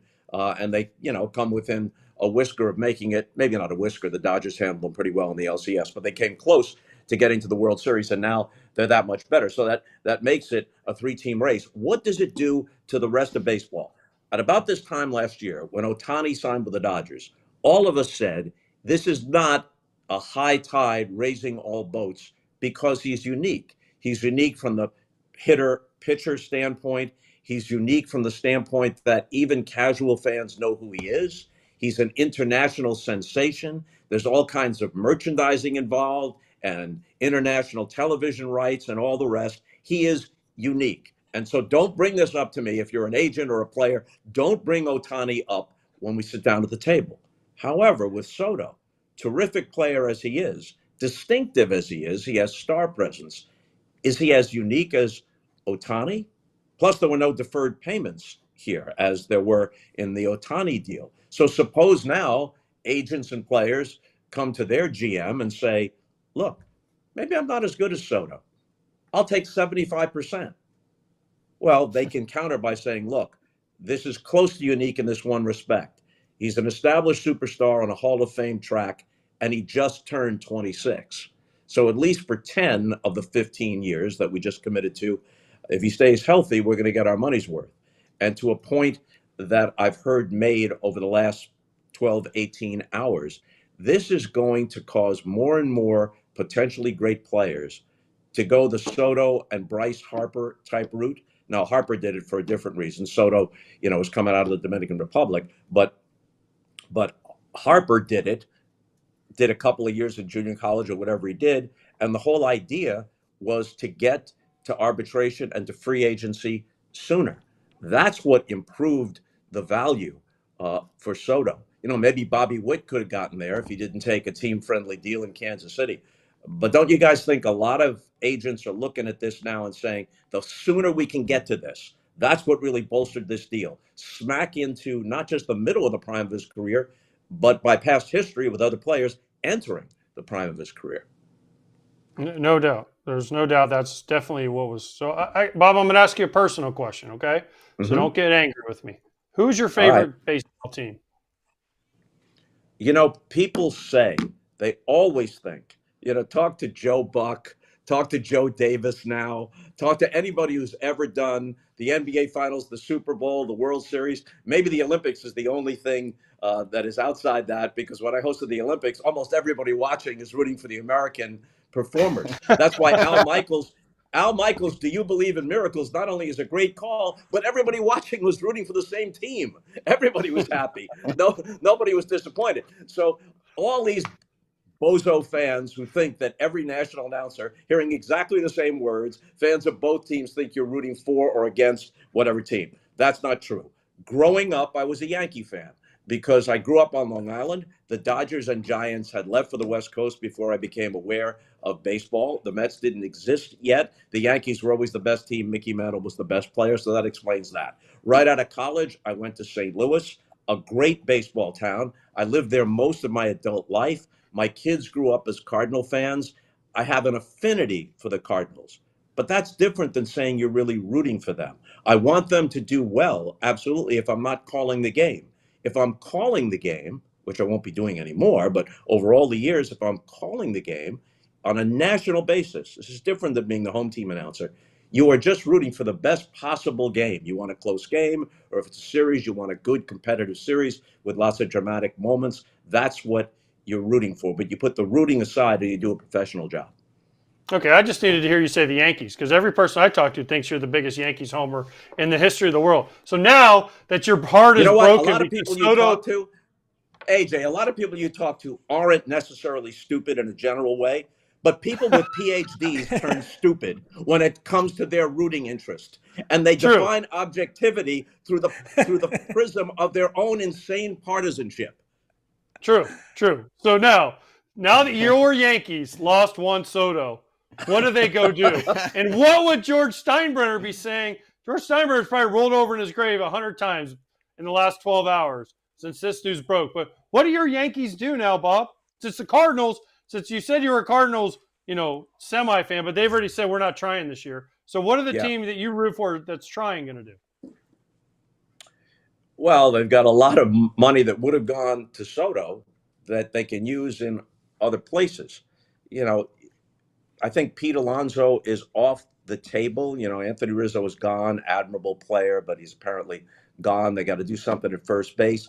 You don't want another guy who profiles a lot like Giancarlo Stanton, great as Stanton is in October. You don't want another guy who's basically not athletic, another right-handed bat. Now, granted, Christian Walker, if they got him to play first base, is a right-handed hitter, but he's a different kind of player than Alonso, a more athletic player. Cody Bellinger has, as you know, an up and down career, but he addresses some problems. Cody Bellinger can play center field. He can also play first base. If they want to move Aaron Judge, a better player, all things considered, than Juan Soto, actually, if they want to move Aaron Judge to right field, which is the better position for him and spares his legs a little bit, then you want someone who can play center field. Santander is out there, hit 44 home runs last year. I don't know if he can play center field. He's a very good right fielder, and they could keep Judge in center field for the time being. And at Yankee Stadium, you would think that Santander would thrive. So that's a possibility. I heard Cameron talking about Alex Bregman. I don't know how many years you want to give him. He's a very good player. He's not the player he was, as Cameron said, in 2017, 2018, not the same player. Hey, so Bob, I love your career. It's been such, amazing time following it. You've seen so many different changes throughout the game. Here we are now with the pitch clock. We've got the disengagement rules. We've got bigger bases. Tell me your thoughts on this golden at bat, please. I want to hear it from you.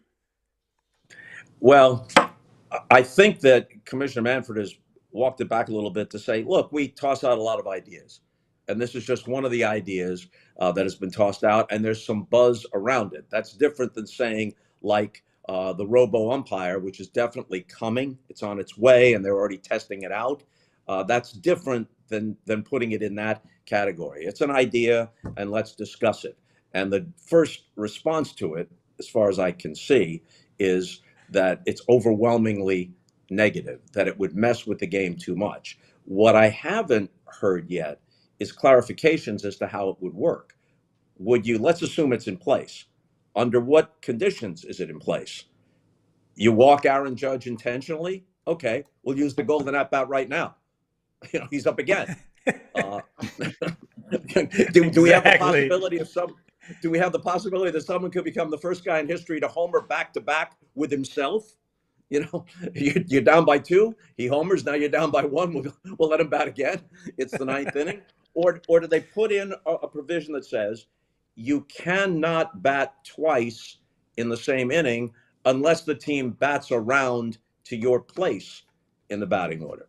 You have to be 3 or more, let's say, your place in the starting lineup has to be 3 or more places removed from where you're used as the golden at bat. Can you only use it in the 9th inning and only if you're trailing? Or can you use it anytime you want from the 7th inning on? Just for the sake of parlor games, if it's in place, it offers a lot of strategic things to argue about and debate. Hey, 7th inning, we're up by 1, bases loaded. Should we just use it right now and try and bust the game open? Or should we save it? Do you use it with nobody out and the bases loaded? Nah, we'll score anyway, sacrifice fly, whatever. You use it with 2 outs and the bases loaded? I mean, it's interesting from that standpoint. Does it turn the game into kind of a video game and kind of gimmicky? Yeah, I think so. Outlawing shifts just reestablished what existed. The pitch clock, it's amazing how quickly everybody got used to it, and it didn't change the game. It took it back to where it was. The time of game this year, average time of game in the regular season, 2:36, was within a minute of what it was in 1984. Replay, generally, that works to get it right, especially in big situations. But this, I think, would mess with the game to an extent where, yeah, we can discuss it, but we better be damn sure that we know what we're doing if we put it in place. I know what people say. Look, the 2-minute drill in football, that's really exciting. You go to the 3-pointer if you're behind in basketball. But baseball has innings. It doesn't have a clock. The pitch clock doesn't change the nature of the game in that respect. So I don't know if you can say just glibly, yeah, let's create something in baseball that is the equivalent of a 2-minute drill or a timeout on advancing the ball to half court. You're going to try a 3-pointer down by 3 with 1.6 seconds on the clock. I don't know that there's anything that is really analogous in baseball to that. Yeah, well said. It's a drastic change. It's different from what we're seeing, and I've loved a lot of what's been put in place lately. Okay, Yeah, I me want to too. spend the last few minutes, Bob, on the career, because initially also we scheduled it. We were like, okay, let's talk about the decision to retire from calling baseball games. Scarlett actually in the chat, and there are many that offered some comments, said, can you share fan appreciation for Bob's hard work, sharing his voice on broadcast? So can you take us behind the scenes of what that decision was like, and also reflecting on, what you were able to call during your career? Well, I think overall, my lifetime batting average is very good. But like a lot of good players, toward the end, your lifetime batting average or your last batting average doesn't match up to your lifetime batting average. I was hoping that this year I could end on a grace note. As I put it to someone else, maybe not a Ted Williams home run, but a Stan Musial single last time at bat. That's what I was hoping for. But no matter how it went, this was going to be the last year. And it didn't have anything to do with any outside noise or any outside legitimate criticism. I've really appreciated and respected the people who have said, he used to be really good at this. I've really appreciated it. He had a lot of great moments and a lot of great years doing it, but he's lost a step. That's true. That was my own assessment. And a year and a half ago, I told everyone involved, this is the last year, and I just hope that it would end on a positive note. It didn't end exactly as I wanted it to, but I do think that perspective sets in pretty quickly. And it's been gratifying that once that announcement was made, so many people in the kind of legacy mainstream press, the newspapers or online or all the texts and emails that I got and people that I just encounter out at a restaurant or something, they seem to view it from the whole career perspective. And I think I did pretty well in that respect. Oh, we all tip our cap. No 100%. doubt about it. No doubt about it. So, well, let's, go ahead. Scott, you said 2 minutes and I don't want to go over. You got to, no, you're good. Schedule here. What really meant a lot to me, and I hope this doesn't sound corny. Through the years, I feel like I was a citizen of the game. I feel like I didn't just call games, but I did a lot of things, wrote things, did essays, interviews, even eulogies of Hall of Fame players who I got to know. And the appreciation that I felt, and it wasn't unique to me. I'm sure that Joe Buck felt it. I know, obviously, the greatest of all, Vin Scully, felt it throughout the years, and other people I've worked with. But I was among those who felt like I was part of the game, and it was very gratifying to me when I'd walk into a manager's office in recent years, and now I'm older than those guys. You know, they're 50 and I'm in my early 70s. And they would say that, quote, I grew up watching you, or I followed you as I came up through the game. You know, having that level of respect and appreciation meant a lot to me. And I didn't want to disappoint those people or let people down, even people I'll never cross paths with, among the people who watched the games through the years. I just didn't want to let them down. And I felt like I was coming close to doing that. And I had too much respect for the game, for the craft, and for my own standard to hit that much below my lifetime batting average. Could I still be good in a given game? Yeah. Stretches of games, moments in games? Yeah. But I couldn't consistently do it. And I was making little mistakes or being slow on calls that I never used to be, even recently, even up until a couple of years ago. So, you know, it was a decision I'm comfortable with. And the aftermath has really been reassuring because I think that most people see it in the big picture. 100%. Bob, first, let me say this. So I got three things for you. One, I don't even know if we had ever met before, but I was in Cooperstown 2014 for Frank Thomas's thing. I was in between teams, and you were sitting at the Otis Saga, and we sat down and had a conversation, and yada yada yada. And that was like one of the coolest things. I was with my son, and you know, I was one of the few. I think I'm probably the only active player that went from released to Cooperstown to playing again within like a 48-hour span. So to go from playing to sitting down with all the Hall of Famers and doing all that, and then getting to meet you and sit down and have a chat with you was unbelievable. And then I go to St. Louis, okay? And then you come in and you have to throw out your first pitch, and you come to me and say, I want you to catch it. I'm like, I mean, is there a greater honor? And for me to say Bob Costas. Yeah, but you couldn't catch it because I threw it high and wide. I wasn't going to bring that up. Okay? So just cool. And then the third But I got it there. I didn't bounce it like a lot of these clowns. I got it there. That's true. Again, I wasn't going results. I was just talking about the moment, okay? Go ahead. And then the third thing for me is I'm sitting at home one day and my phone rings. And it's an unknown number, and it's from, I think, St. Louis or wherever your phone number is from. And it was a voicemail. And I'm like, and I look and I'm like, who's calling me from here? And then so I check my voicemail, and it's like, hey, this is Bob Costas. I'm calling you about Tim McCarver's service, celebration of life in St. Louis. You knew him well. I'd really like for you to come speak. Can you call me back? And I look at my wife and I said, damn, I just got a phone call from Bob Costas. She's like, you better call him back. Damn it, you better call him back now. Yeah. So I call Bob back, right? And Bob goes, hey, we're doing this thing for Tim, and we'd really like for you to come. I know you RSVP, you would come. And there's a who's who in St. Louis. He goes, I'm going to speak. Joe Buck's going to speak, and we'd like you to speak. And I said, Bob, who doesn't fit in here? Bob Costas, Joe Buck, and me. How the hell am I going to compete with you three? Right? So just to get that phone call from someone of your, stature and place in not only baseball, but in the history of sports, as someone that grew up kind of when you were in your heyday, meant more to me than anything. And now I think we've become friends. And at that same time, you almost made me miss my plane because no one gets to the airport later than Bob Costas. And if you're ever offered a ride to the airport with Bob Costas, just say no and take an Uber because you almost made me miss my plane home. So from me and from my family, thank you for everything you did. It meant a lot to me. And again, to get a phone call, and people are like, who's the most famous person on your phone? If I'm like Bob Costas, everybody that I know knows who Bob Costas is. So thank you for becoming a friend of mine. Thank you for always coming on our show. And thank you for everything you did for not only baseball, but for the sport. Mm-hmm. Boy, can't ask for more than that. Copy and paste that and send it to every media platform in the country and have that be the bottom line of all this, and I will die happy.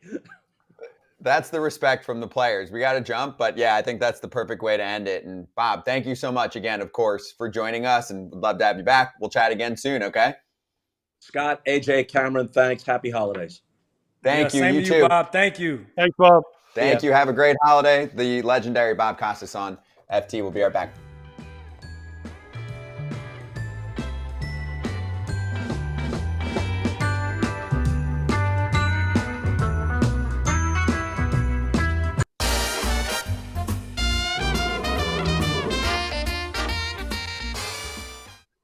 Obviously, it's Juan Soto talk. So this is actually pretty crazy. Did you guys see this? The line movement before and after Soto signed. So the Mets went from plus 1,200 to plus 700, which if you pay attention to line movement, you don't That's see huge. that kind of movement, often. And then the Yankees drop from plus 800 to plus 900.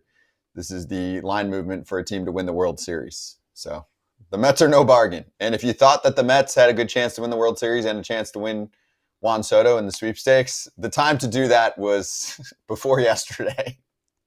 But that's a huge sway. Mets aren't done. Not aren't done done. at all.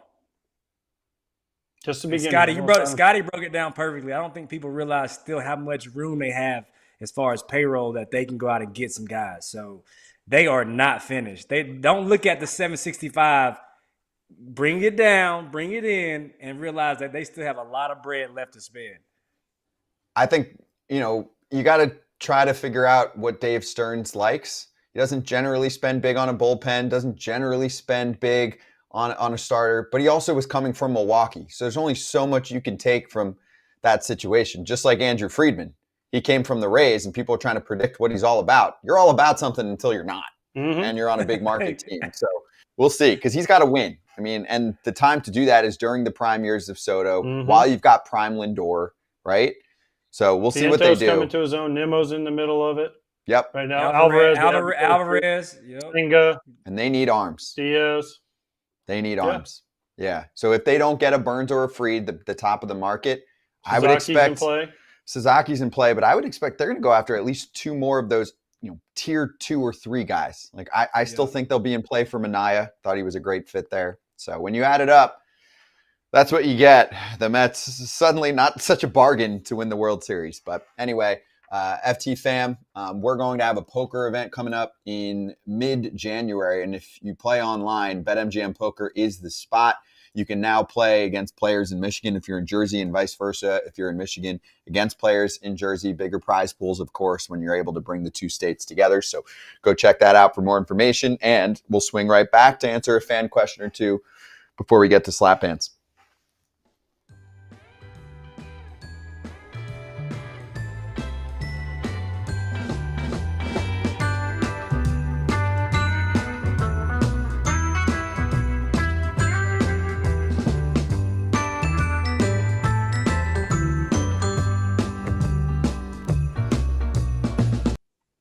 All right, so I'm going to do this because we only asked Bob Nightengale about it. We only have a minute or two, but let's just get thoughts from each of you on what Baltimore just did. Gary Sanches plus Tyler O'Neill signed by the Orioles. Are you like, oh, nice, or nice pickups? Okay. Gary Sanchez got 8.5, right? Yeah. Damn, I want to be a backup catcher. Yeah. He'll get some DH time-ish. No, he's going to get to play because Rutschman plays first. He DHs. Yeah, mix and match. Yeah, mix and match. Different times. Nobody catches as many games. No, anymore. I know. But still, I mean, listen, Tyler O'Neill had a great – cashed in when he needed to cash in. Yeah, the team that needed an outfielder. Good for him. Like I said, listen, I always want players to get money, man. I'm about players getting the money. You got 3 years, almost 50, Cam. 49.5 for O'Neill. Yeah. I'm with AJ. I'm pro player. I'm glad he got his paper. I thought it was a little more than I expected. I know he had a great year. He's had some injury history, so I'm glad he was able to get his paper. Gary's an ex-teammate of mine. People don't know Gary Sanches is an awesome guy. Great clubhouse guy. Glad to see Gary get his paper as well.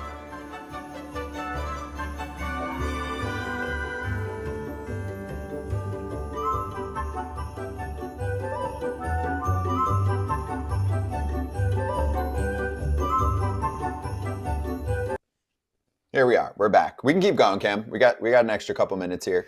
So good for Baltimore, but are they going to make some significant signings? I feel like either Orioles fans or Red Sox fans might end up disappointed by the end of the offseason because I feel like we're talking about the same players for them. And Ken and Will Salmon wrote the other day that the Orioles are reluctant to pursue their remaining free agent starting pitchers who received qualifying offers like Fried, Minaya, Pivetta, because of their potential draft position. Said signing a free agent with a qualifying offer would require them to sacrifice their third highest pick, which would likely end up in the 30s.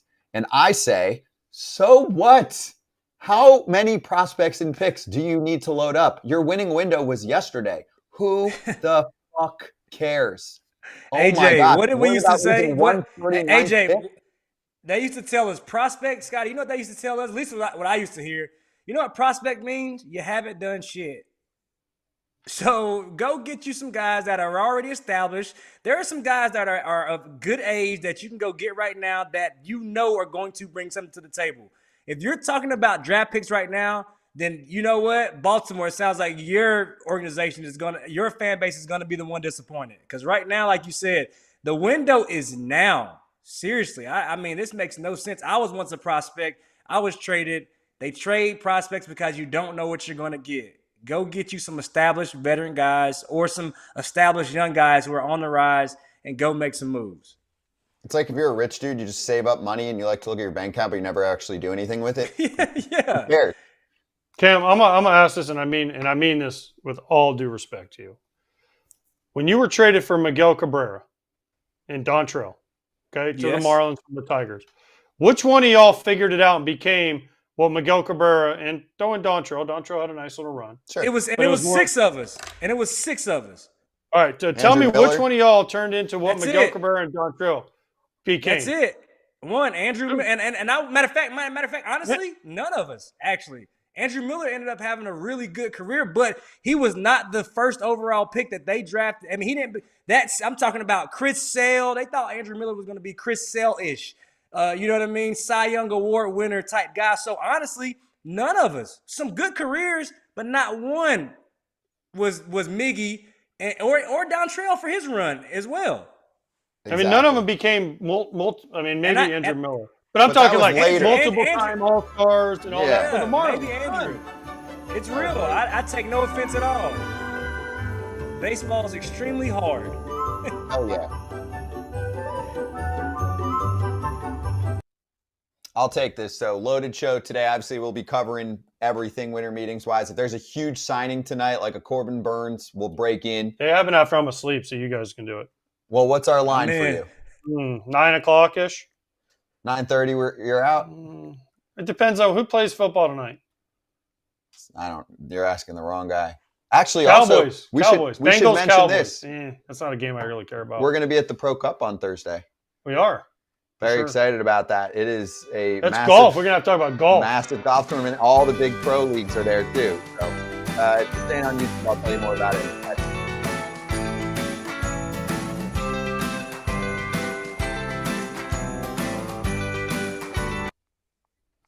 All right, here we are. So a few things to cover. First off, yes, Thursday's Foul Territory will be at the Pro Cup. We'll be on the road in Florida at a golf tournament. You can look it up. That features many prominent former big leaguers, former NBA players, NFL, NHL, etc. But just on the MLB side alone, some pretty big names. And obviously, we're not going to get to everybody, but there are, let me go through the list here. Josh Donaldson's on the list, Brian McCann, Kevin Millar, John Smoltz, Mark Mulder, Eric Gagne, Kyle Loesch, Derek Lowe, Tyler Clippard, Cody Ross, Joe Carter.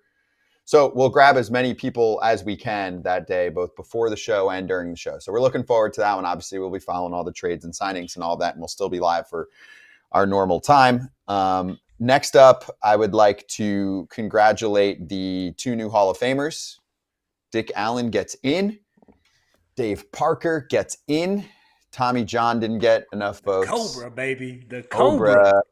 So you know how this works? Because it's tough to get in. Thank you. It's tough to get in. So you got 16 members, and they each get votes. They each get 3 votes, and you need 12 out of the 16 to vote you in. Mm-hmm. Allen fell short during this committee time period 2 times in the past by 1 vote. And so the late great got in this time. 156 OPS plus in his 15-year career. He was a stud. He should have been in. He was a normal. stud. MVP. He better go in as a White Sox too. Yeah? No. Yes. That was his best years? He won the MVP?